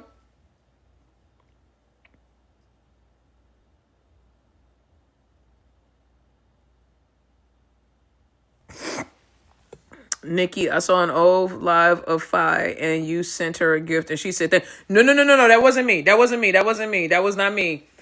There is another Nikki that I think is from Malibu, like an old school fan. That wasn't me. I could never take credit for somebody else's popularity or anything like that. No, that wasn't me, baby. P5 came into my live. If that's what you were talking about. So I was live one time and P5 came into my live, and that's what's posted on my Twitter, on the pinned comment on my Twitter. P5 came into my live, and I did not believe it was her. So I spent the better half of the first 5 minutes that she was in there denying that it was her and telling everybody to shut the F up, because why would P5 come into my live? It wasn't her. And everybody was like, no, Nikki, it's dead ass her. And then when I found out it was her, then I just slowly but surely started to lose my shit. So yeah. That was my end. Yeah, my situation was a little different. P5 came into my life and gave me gifts and stuff, and now we best friends. Like that's how it goes. Now we best friends. Vietnam fan meet was so cute. They look so happy and relaxed. Yeah, they did. They did, man. I'm not even gonna hold you. I ain't gonna hold you, y'all. If I had sweet eyes, they weren't like super sweet, but I think she had at least a glass. I ain't gonna hold you.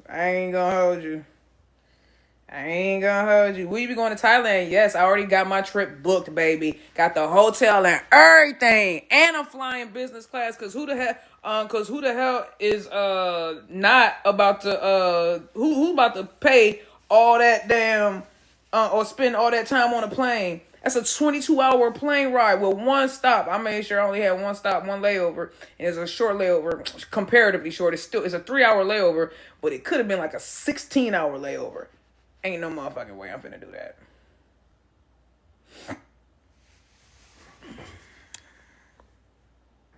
So I will. You're going in March, right? Nope. You think I'm going in March just because I said that I'll be there in time for Faye's opening. If it opens in March, then can't I technically show up anytime after the opening day? I got my trip booked, but you don't know when I'm going. Oh, I'm definitely going to be doing vlogs and stuff, but I'm going to do like they do in Thailand. I'm not going to post that shit till after I'm back home, because y'all know that's how they be getting y'all. They be making y'all, you be thinking that they out there doing that shit right then and there. That jump was 2 weeks ago. Jump be like 2 weeks ago. Private but not secret. Exactly, man. Exactly. But I'll tell you what, though, for the people that are already going to be out there in that area, because I've already had a lot of people in Thailand and in that area reach out to me wanting to like arrange a meetup or something like that, I will be connecting with Juth. Juth is going to be my private tour guide. Thank you, Professor Juth. Love you. Juth is going to be my private tour guide. So I'm going to have a freaking amazing experience and amazing time. Definitely would love to connect with some of you guys out there. So if I can set something up where we can like meet at a restaurant or meet like at CM Square or like the mall or something like that, that would be freaking awesome. Nikki, don't get jacked up in Thailand. Be safe. Baby, I'm bringing a man with me. I won't get jacked up. I'm bringing a man with me, and I'm going there with someone already on the ground who I trust, which is Juth. You see what I'm saying? I don't ever, you forget, for those of you who just got here, I don't just wear fatigues because I look good in them, baby. I was in the military. I don't get jacked up. I'm a little more capable than I look. They just need to be happy I can't bring shortcake. I'm a whole military vet though. I know how to be safe in different countries. But that being said, I am also still bringing a man with me because as a woman, it's just safer to travel in a large group, but even better to travel with a man.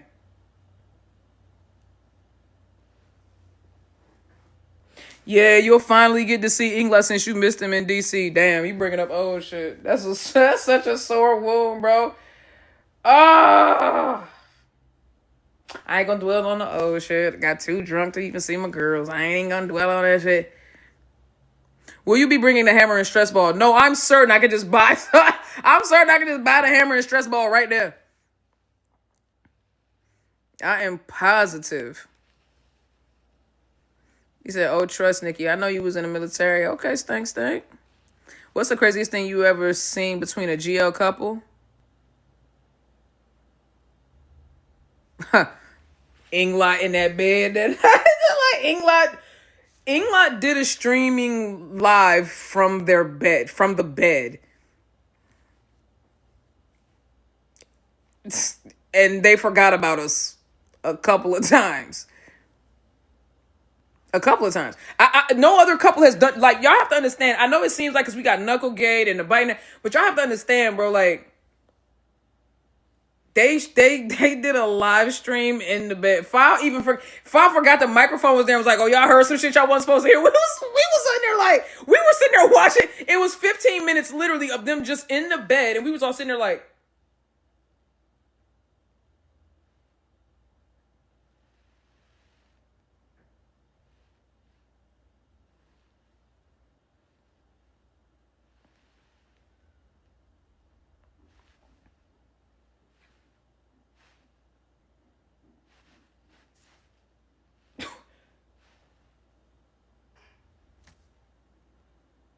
That was pretty much it.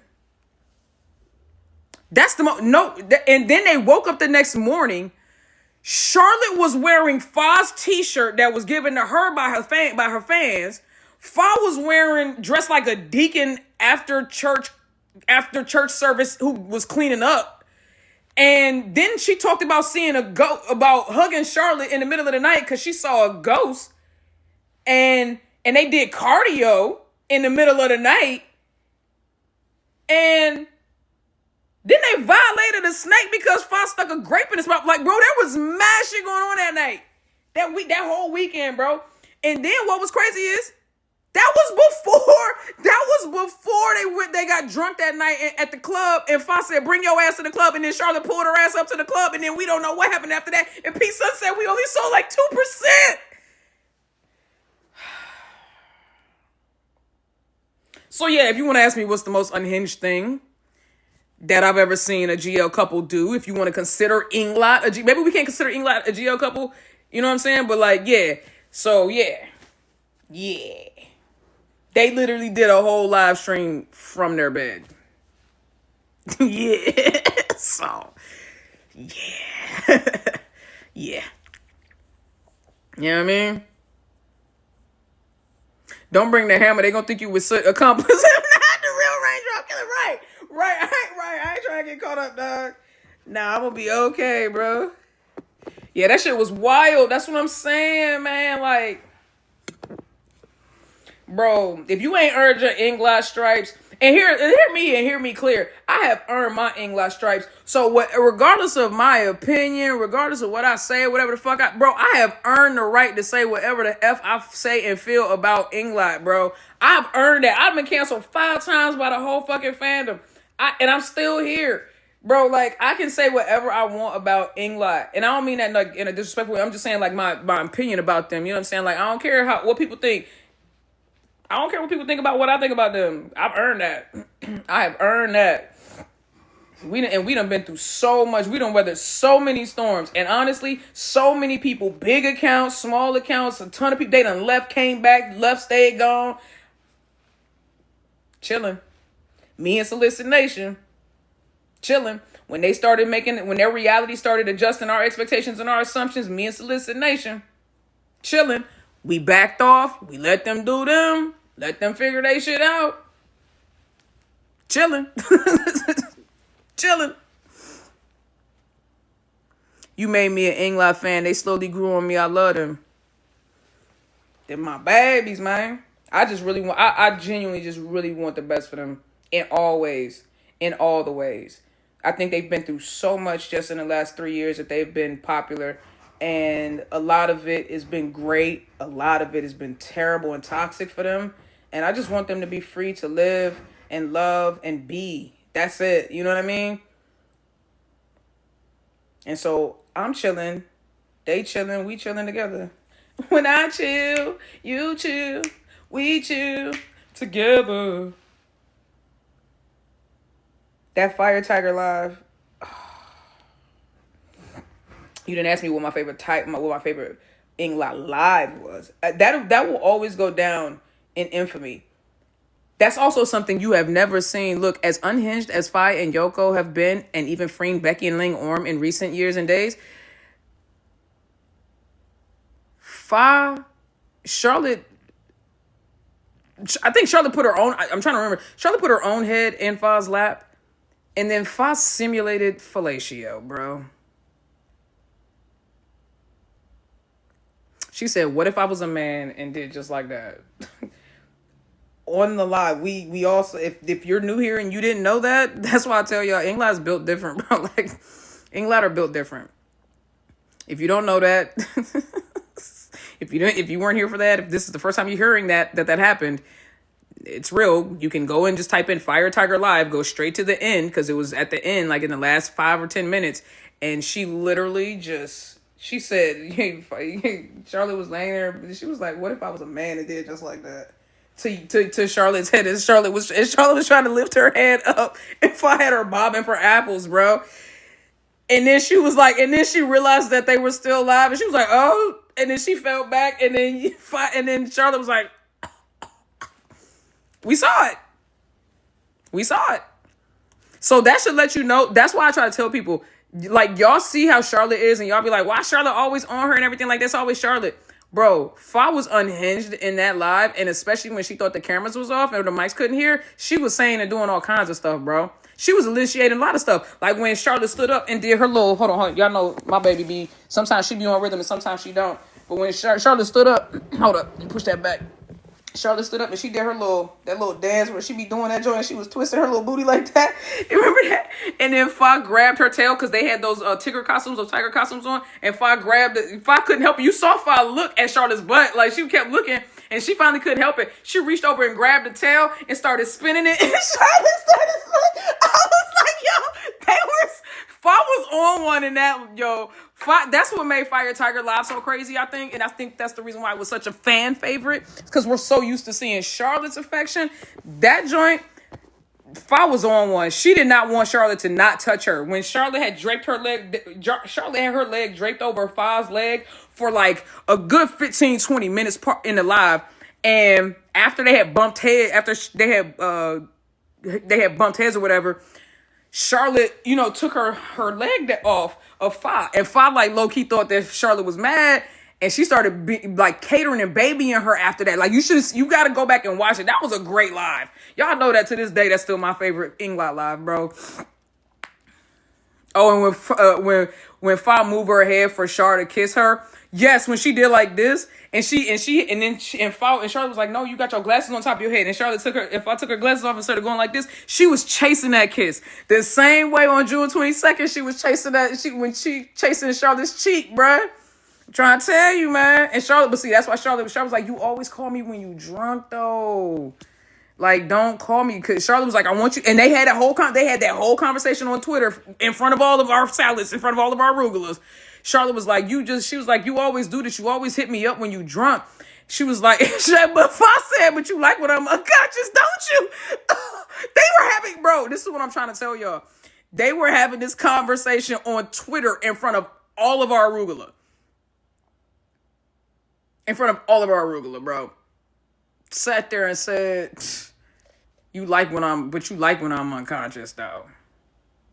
On Char's live. That's right. It was literally happening on Char's live. As we're sitting there watching Charlotte live, she's tweeting back and forth and then it got to the point where Charlotte was like, "Okay, I'll come, but I need to take a shower," because she was with Shane, her best friend. She was like, "Okay, I'll come, but I gotta drop Shane off. Let me take a shower and everything like that." And then she was trying to tell Shane, she was like, "Go get me a shirt." Da, da, da. She was like, Fa was like, "You ain't got time." Fa was like, "Hurry up." When I say she was thirsty, she was thirsty. She was like, "Hurry up." She's like, "Are you coming or not?" Like, she was on. That's why and see, Charlotte, that if I be acting like, I know, because I'm an Aquarius too, we good at that. We be acting like, man, please. But we really be we behind the scenes, we be dead as the clingy ones. We do. That's why I try to tell people, if you get an Aquarius to actually fall in love with you, it's going to be kind of scary, and it's going to be scary. It's going to be scary. Because we go from being like, indifferent on like times 10 to being like clinger stage 5. We go from being so indifferent you think that you don't exist to being like so in love that you like, this is obsession type shit. There's no in between. There's no middle ground, gray area. There's no moderation. It's just one extreme to the next. Like, either I hate you or either I don't care or I love you. It's just, I don't hate nobody, but yeah. The Madam Finn live. The Madam Finn live is so cute, but it's so tame now. Going back, the only part that's still a little off the chain is the tongue. When Charlotte said, "Roll it up," if I was feeding that girl them noodles, and Charlotte said, "Roll it up," and Fa said, "Nah, use your tongue." Charlotte bent down and said, Fa said, she grabbed him by the arm like, "Let's go." She said, "Let's go." Charlotte, no, she ain't had no business getting that hurt, bruh. She ain't had no business grabbing them noodles with her tongue like that. She knows she didn't. Heidi's face in that, like, no, when she said you gotta let them soft. She said the carrots gotta cook longer. She said, because I like them soft, like I want them soft, like so they can something to melt in my mouth. Fa was like, if you want something to melt in your mouth, you can just eat me, bitch. She said that on live television. Heidi said, Heidi was just mind her business, making them little noodles. Heidi said, Heidi was opening up that sauce. Heidi said, "Oi." She was looking around like, did nobody else hear that shit? Heidi looked around like, did nobody else hear that shit? I'm the only one. Heidi said, and then Charlotte was like, just fucking finish cooking. Heidi was like, nah, did y'all hear that? Nah. She said she told her to eat me. Heidi's that friend. Heidi was like, nah, don't shush me, bitch. She just told you to eat her in front of all the Thailand. In front of all of Thailand. Yeah, Heidi was definitely Englot's first victim, bro, for sure. That baby third wheel so hard. Third wheel so hard, bro. Remember when Fi told that girl to stop drinking and now she wants to eat something that's not food? No, I don't. What you talking about? When Fi? Huh? Told what girl? I don't know what you're talking about, Stink. Fi admitting her favorite memory was Samoy because she got to be herself. And she said she liked the way Charlotte was too. She said Charlotte attacked her. What happened in Sam? Why is that? And you know what though? Quiet as it's kept. I'm not even low key mad that we don't know because apparently she won't tell Charlotte either, which is crazy. Like, what did Charlotte do? And that's got me concerned because Charlotte can drink. I don't know if y'all have ever seen Charlotte drink. Charlotte can hold her liquor. And when I say she can hold her liquor, I mean she can hold her liquor better than Fa in the sense that Fa can probably, like, they both can drink like fish, like sailors. But Fa get more like animated the more she drink. Charlotte can be animated, but she also can seem like Charlotte knows how to kind of like hold her shit. You know what I'm saying? Fa don't know how to hold her shit. I will never forget when they was in Japan and Charlotte drank that shot. Charlotte drank that shot, no chaser, just mild, just took it to the head.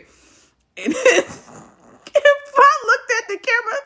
Fa looked at us like we was gonna save her. Fa looked at us like she was in trouble. Like, what you want me to do? What you say fuck me for? Like, what you want me to do? Fa looked at that camera so scared. No, it was clear. No, let's be honest. Come on, we're gonna call a spade a spade. It's clear that Charlotte was on a mission. It's clear Charlotte was on a mission that night. Like, we all saw it. Charlotte was trying to get Fa drunk, and she was trying to get herself drunk, because she know that drunk Fa be with the shits. And Charlotte was trying to take advantage of Japan. That's how Uni, remember, that's where we got Uni from. As soon as they got home, they gave Uni up for adoption. They gave us a new sibling and immediately gave it up for adoption, bruh. That shit was crazy. Talking about it smooth. If I tell me somebody, I ain't gonna be able to help but look. Tell me your eyes naturally gravitate towards that. And then and Charlotte said, let's just get it over with. Let's just see. Charlotte was so ready. Charlotte said, let's just get it over with. Let's just see each other's vaginas.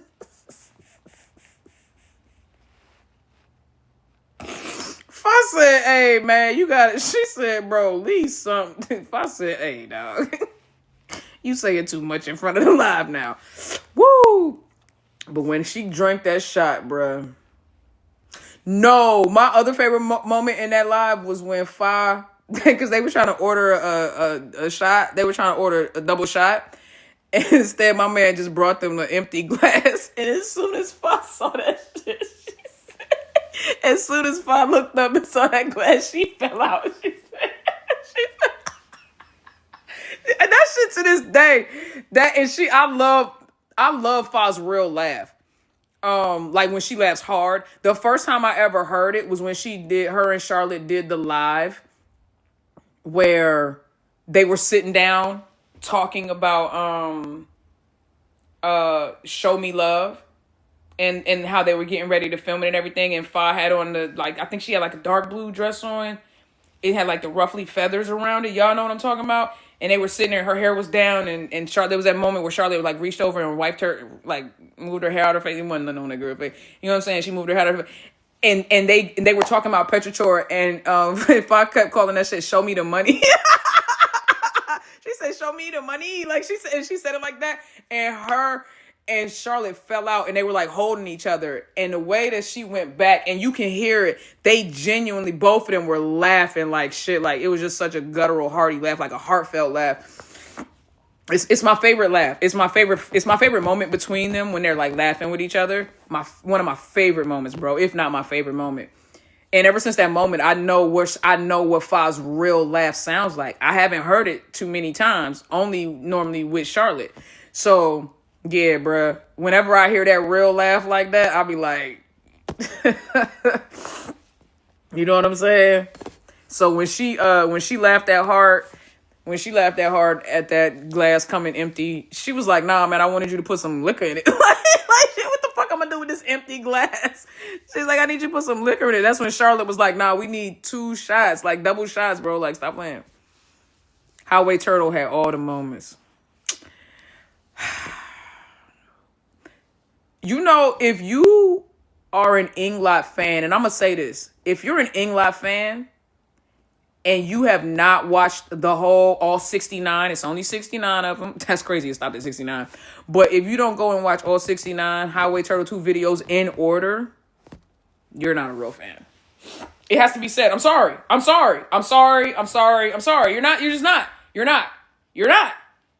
If you don't go back and watch all the Very Much videos, come on, y'all. I'm taking it all the way back now. You see what I'm saying? You got to watch the Very Much joints.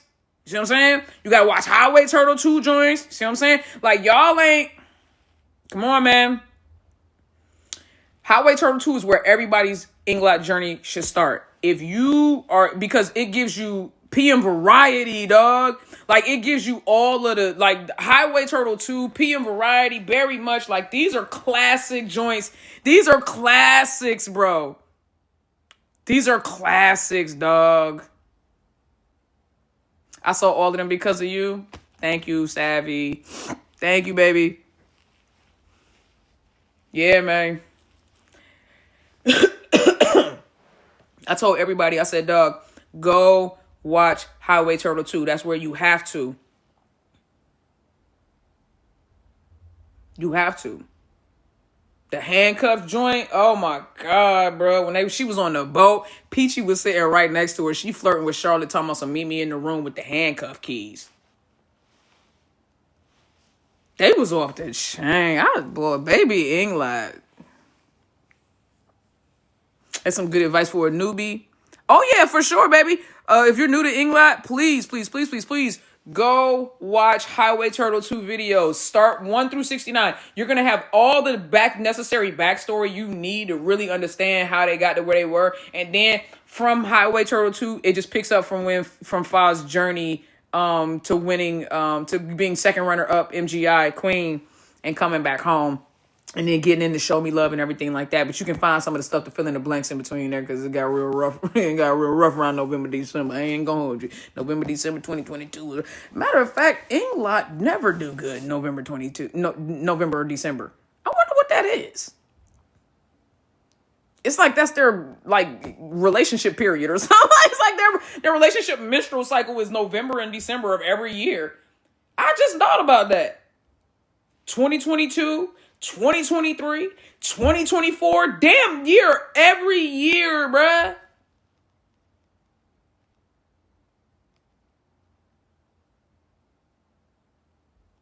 (2024) November, December, they did all right. They just got a little awkward at the beginning of the year. Yeah, they did all right. But 22, 23, yeah, rough. A little rough. But we here though. Maybe them old memories come back, bro. I don't know, dog. That just seems like it's not a good time of year. That just seems like it's not a good time of year. For once, I would love to see them actually travel together around that time of year and see if it makes a difference. Like literally, like travel like around the Christmas holiday, like after Charlotte's birthday. But that's really the only time that they really get to like. Well, specifically Fa, it seems like she's like always super, super busy up until that time. And she always takes like the same like few 10 days off in the beginning of the year and everything like that. So, yeah, it's just, I think it goes back to the part where they just not seeing each other. And they said that whenever they not spending time with each other and in each other's faces all day, every day, shit just start going left. That's crazy.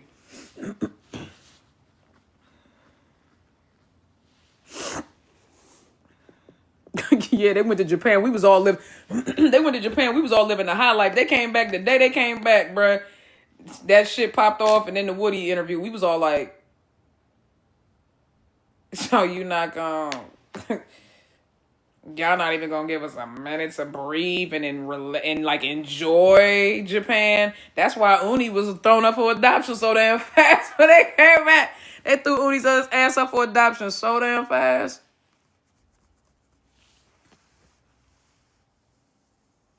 Vietnam was great. Yeah, Vietnam has been good to them. Vietnam has been very good to them. I was a little scared and a little irritated about how they were received. And I feel like Englot are huge now. You know, why you thought you could just have like 4 or 5 guards when there are hundreds of people waiting for them and pushing, and you think you gonna do like that? Come on, man. Y'all gotta get crazy. Y'all gotta do what the Taiwanese did for Fayeyoko and put these people behind barricades to protect these artists, man. It's not fun. It's not comfortable. It's not safe. Somebody literally grabbed Fa and would not let go. And Charlotte had to snatch Fa's handbag. Like, what you doing, dog? And Fa not the type. Far better than me. I bet you touch it, see, but she don't want them kind of optics. And y'all got to think about it. A lot of times fans run up on these stars and they do shit like that, and they think that they defend themselves. They go, well, the celebrity didn't see my she smiled and she did that because of the optics. And a lot of y'all know that. Y'all be manipulated. Y'all put them in a situation and in an unbearable situation where they gotta do some shit. They gotta be okay with you being overly aggressive and touching them, because then y'all gonna spin this shit and try and make it seem like something it ain't.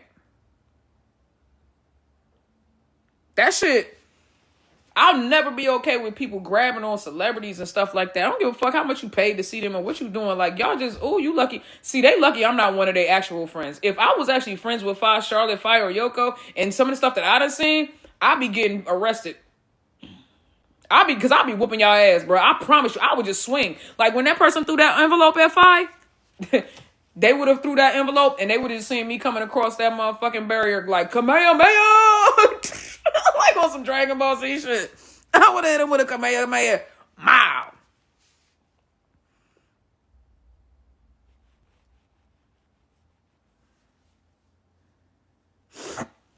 Like, I just don't understand how y'all don't be respecting these people like this, bro. Like, that's crazy to me. That's crazy to me. You cannot be like that with people, guys. You can't be like that with people, man. These are real humans. I'm pulling on them and stuff. And Charlotte the one that be dealing with anxiety. So it's crazy that Charlotte's the one that has anxiety, and yet she was the one protecting Fa and Mina and them and keeping everybody together. Y'all gonna call her weak in the ass for that? Y'all gonna say she be faking it? I can already hear the narratives, bro. It should be so easy, yo. They be so, well, if she can do it this time, then why does she panic all the other times?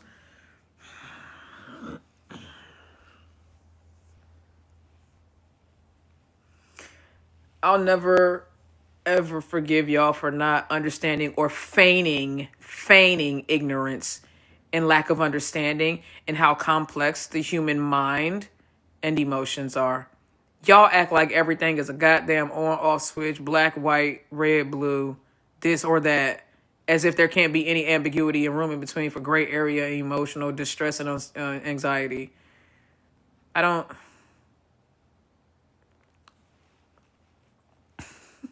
the lack of maturity and experience. It's bananas. Fa was also good about keeping Char in the parade.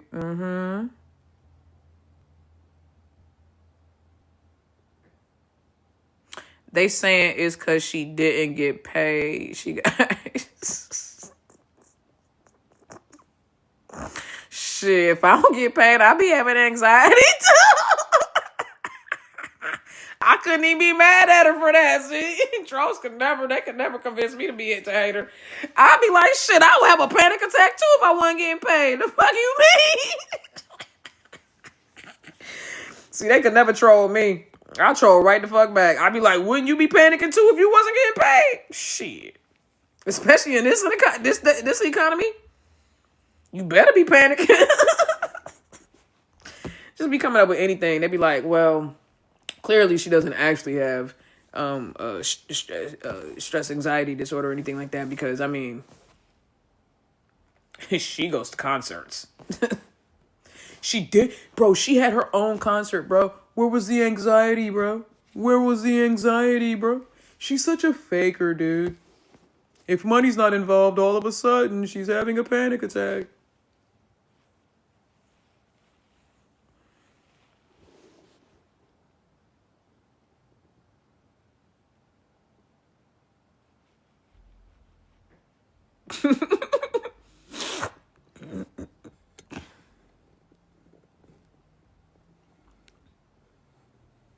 Not gonna lie, the fans be doing too much towards Yoko, Fa, and Charlotte. They do too much towards all of them. They really do. My paycheck when transferring from work was one time $630. I was mad as hell. See, that's what I'm saying. If you get shortchanged, especially if you got plans for that money, that should have caused you that should have caused some serious stress and anxiety. Yoko the princess got all the protection, and why did Faye get 3? They are too much. Yeah, they had to walk Faye and Yoko to their car separately. Cause it just now see, if I take one of them big ass fists and swing on you, Mose, then y'all gonna be like, oh my God, she's doing so much. I don't understand why she's so dramatic. But yo, if I could literally just go mow, like whack-a-mole, you could just whack-a-mole folk.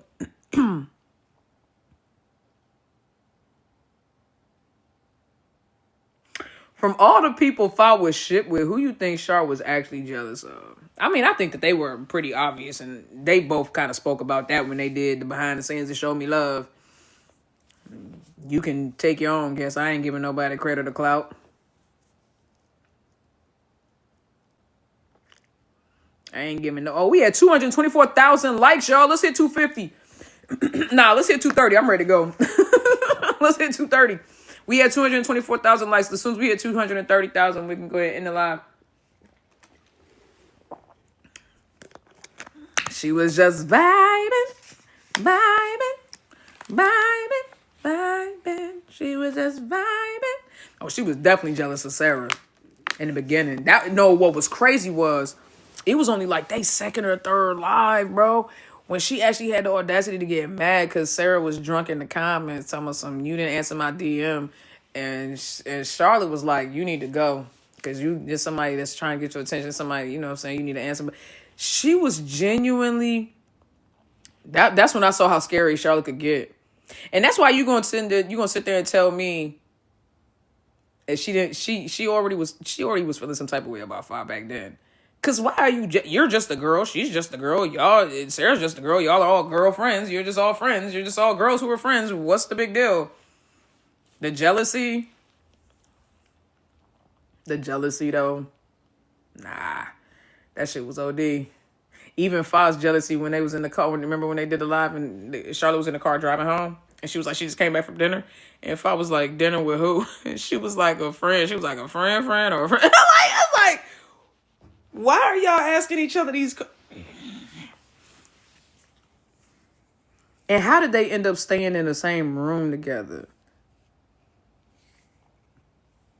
Quiet as it's kept, we don't know nothing. When Faye said on March 15, 2023, yes, I will always remember this day. When Faye said on March 15th, 2023, well, what if we already dated and we broke up?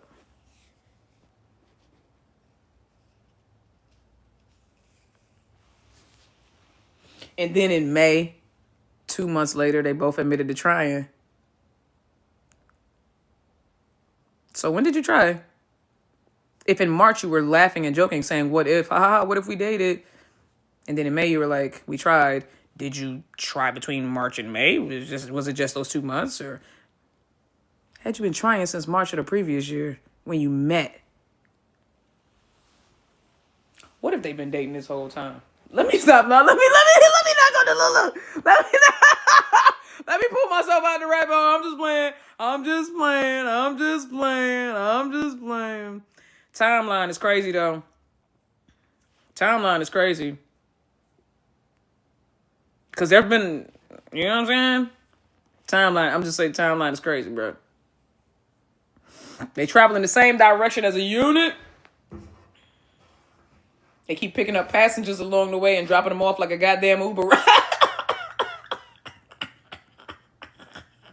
They keep picking up passengers and dropping them off along the way like a goddamn Uber, bruh. They are terrible. Could y'all please stop getting other people involved in your shit and just y'all do y'all? They done picked us up. They done picked up other people they was dating. They done picked up MGI. They done picked up everybody. Like, they done brought us all along on their crazy-ass ride, bruh. They have brought us all along on their crazy-ass ride. And the crazy thing is, they holding us hostage. They won't let us off the... It's like a tour bus we can't get off of. It's like a tour bus we can't get off of. They will not let us off the bus. It's our fault. It's not them. It's us. I believe you. I believe you. It's definitely us.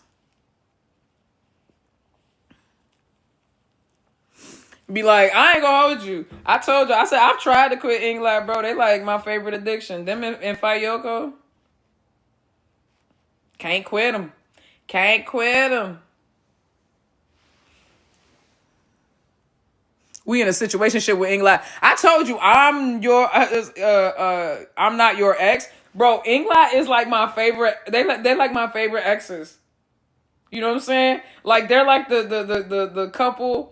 You know what I'm saying? Like the girlfriend that you broke up with, but y'all stayed cool, and so much so that people think that y'all still mess around. Cause y'all so cool, and it's like, but we not though. We not messing. We just dead ass cool. You know what I'm saying? But every once in a while, y'all do low key stuff. That's me and Englot. That's me and Englot, bro. Like I be telling people all the time, now they're not. We don't still go together. I don't go with them. I don't go with them. They don't go with me. 2 minutes later. Why is she staring at that girl like that? Why is she staring at that girl like that? Oh, God, bro. That's exactly how it is, bro. Keep getting roped up. Keep getting drugged back in. They the ex you can't get rid of. The ex we can't break up with. They are the ex we cannot let go. I can't quit you, type of hitter. I just can't quit you, hitter.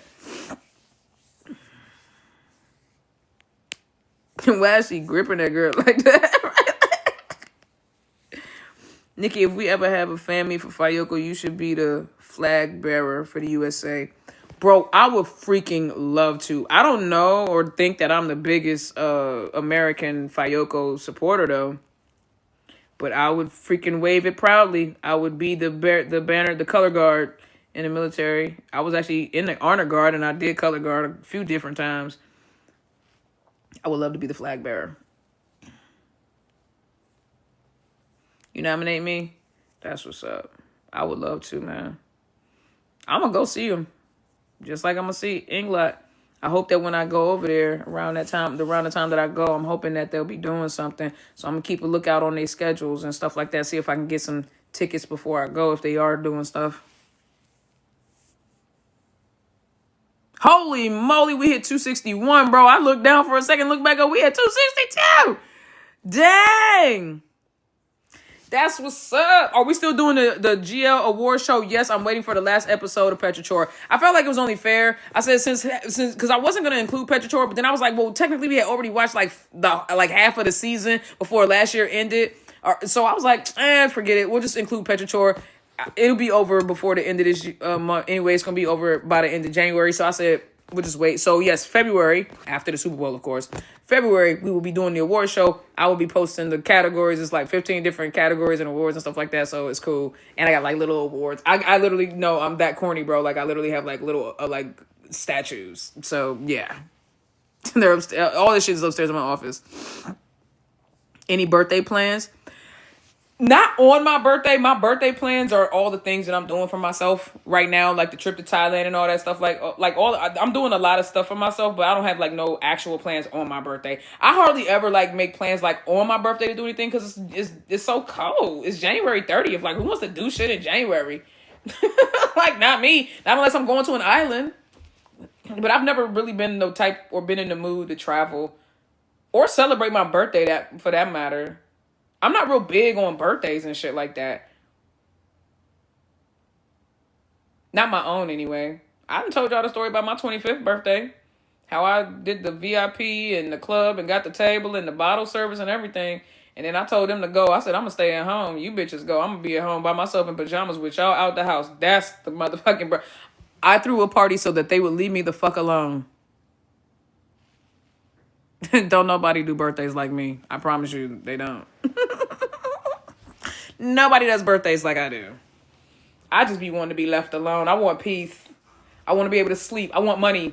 You want to do something for me? Give me money. I don't give a damn about a trip. Give me money. I can trip to the bank. Baby, I will trip to the bank. Give me money. That's what I want. I want money.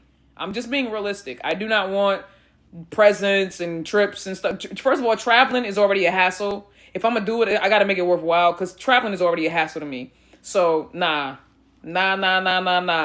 Give me the money.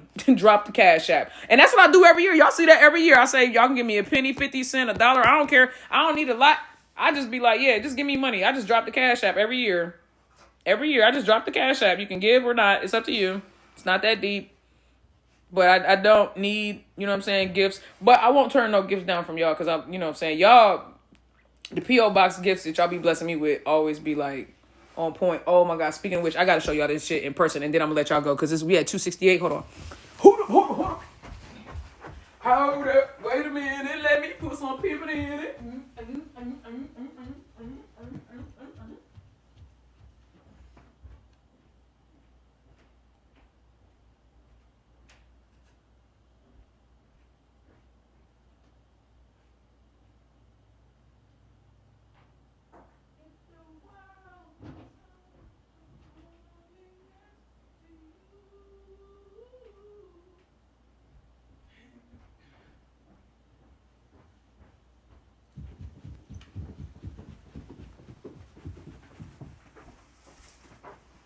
Now, I don't know if Jen is in here, but Jen got this for me.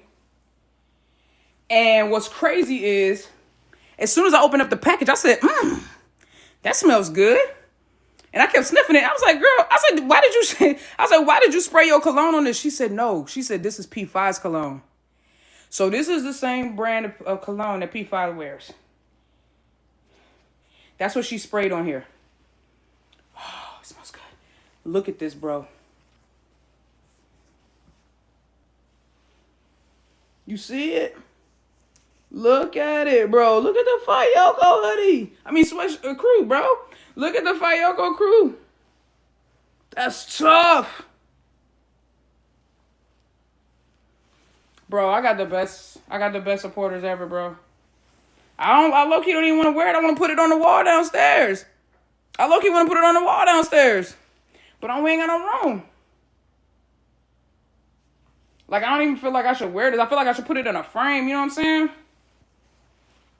And make it a part of, like, my GL wall. I'm trying to decide, because I think I want to do it downstairs on that other wall. But I haven't decided what I'm going to do. Y'all, I'll show y'all. I'll show y'all later. But I need me and Englot one, Nikki. Hook me up. Well, Stink, I didn't even do that for myself, so I think you're talking to the wrong person. I didn't do that. Somebody hooked me up. So Jen, what's up, baby?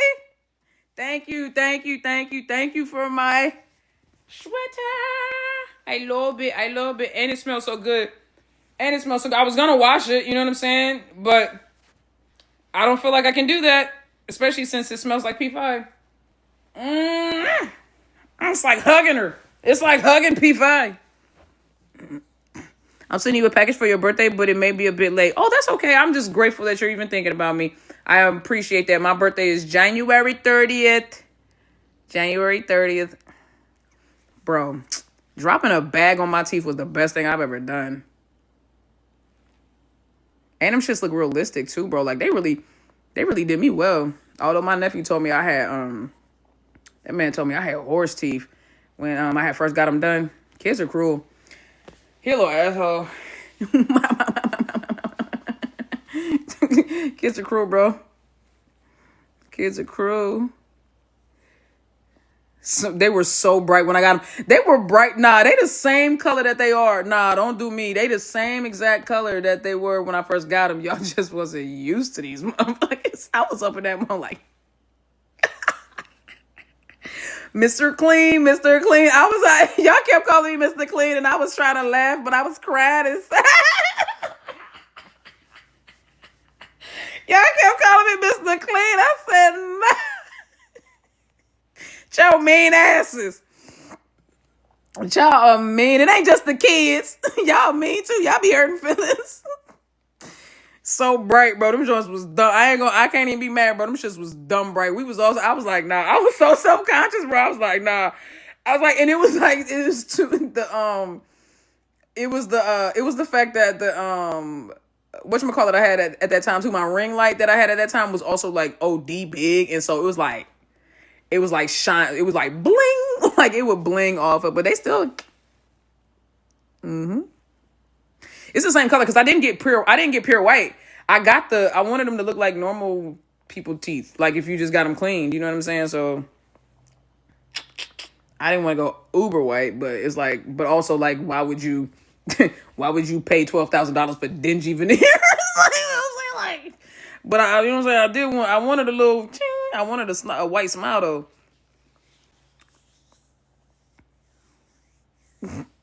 Y'all was gone, bro. Y'all was like, goddamn. Goddamn.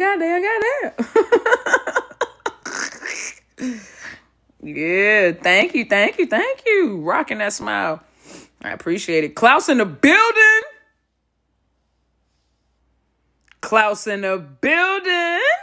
What's up, Klaus? Gang.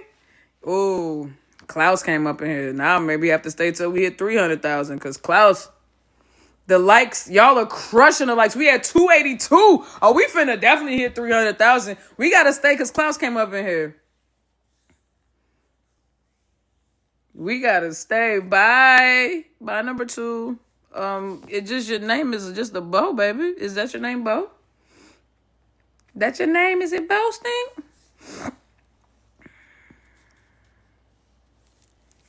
What's up, Dorcas? What's up, Stink? It's Lana or Alana? Lana. Okay, Lana. Thank you, Lana. Have a wonderful, wonderful day. Wonderful rest of your day, sweetheart.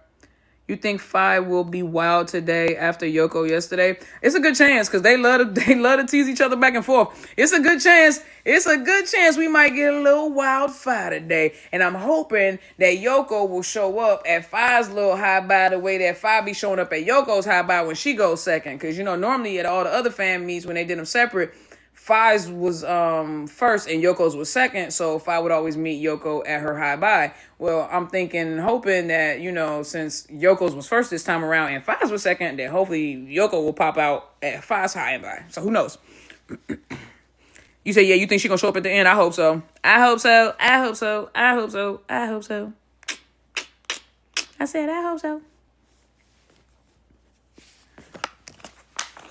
hope so.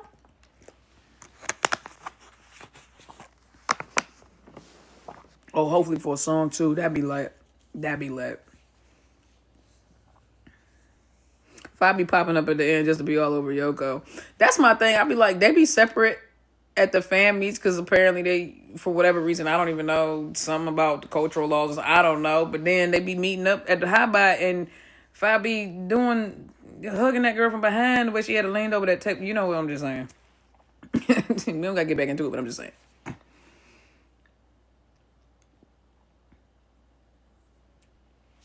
You said, I hope Yoko shows up, but you know, Faye has a lot more solo fans that are not babies.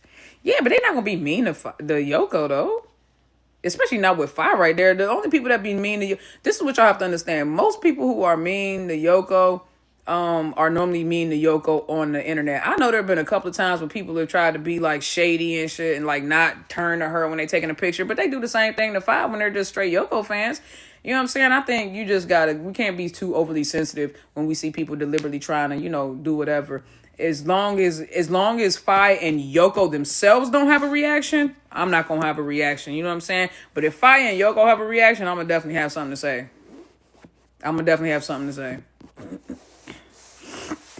You see what I'm saying? So.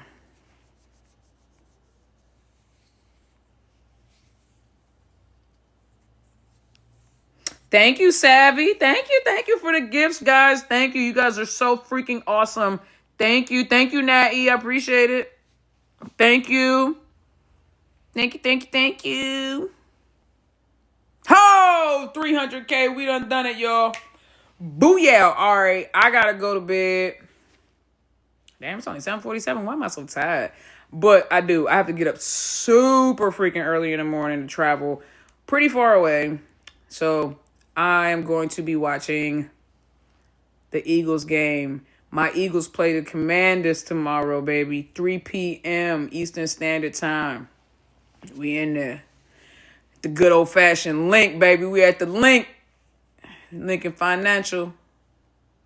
You know what I mean? So I'm going to get fully suited and booted. I got my Eagles. I got, like, the whole get-up. Like, I got, like, the actual, like, Eagles jersey. Like, I got the Saquon, Kelly Green Eagles joint. You know what I'm saying? So it's gonna be a good day. Hoping and praying and my team wins. Because y'all know my superstition. I normally don't watch them, but see if we can break this. All right. Love you guys. Mwah! See you. This will be uploaded to Patreon as well as YouTube. Deuces.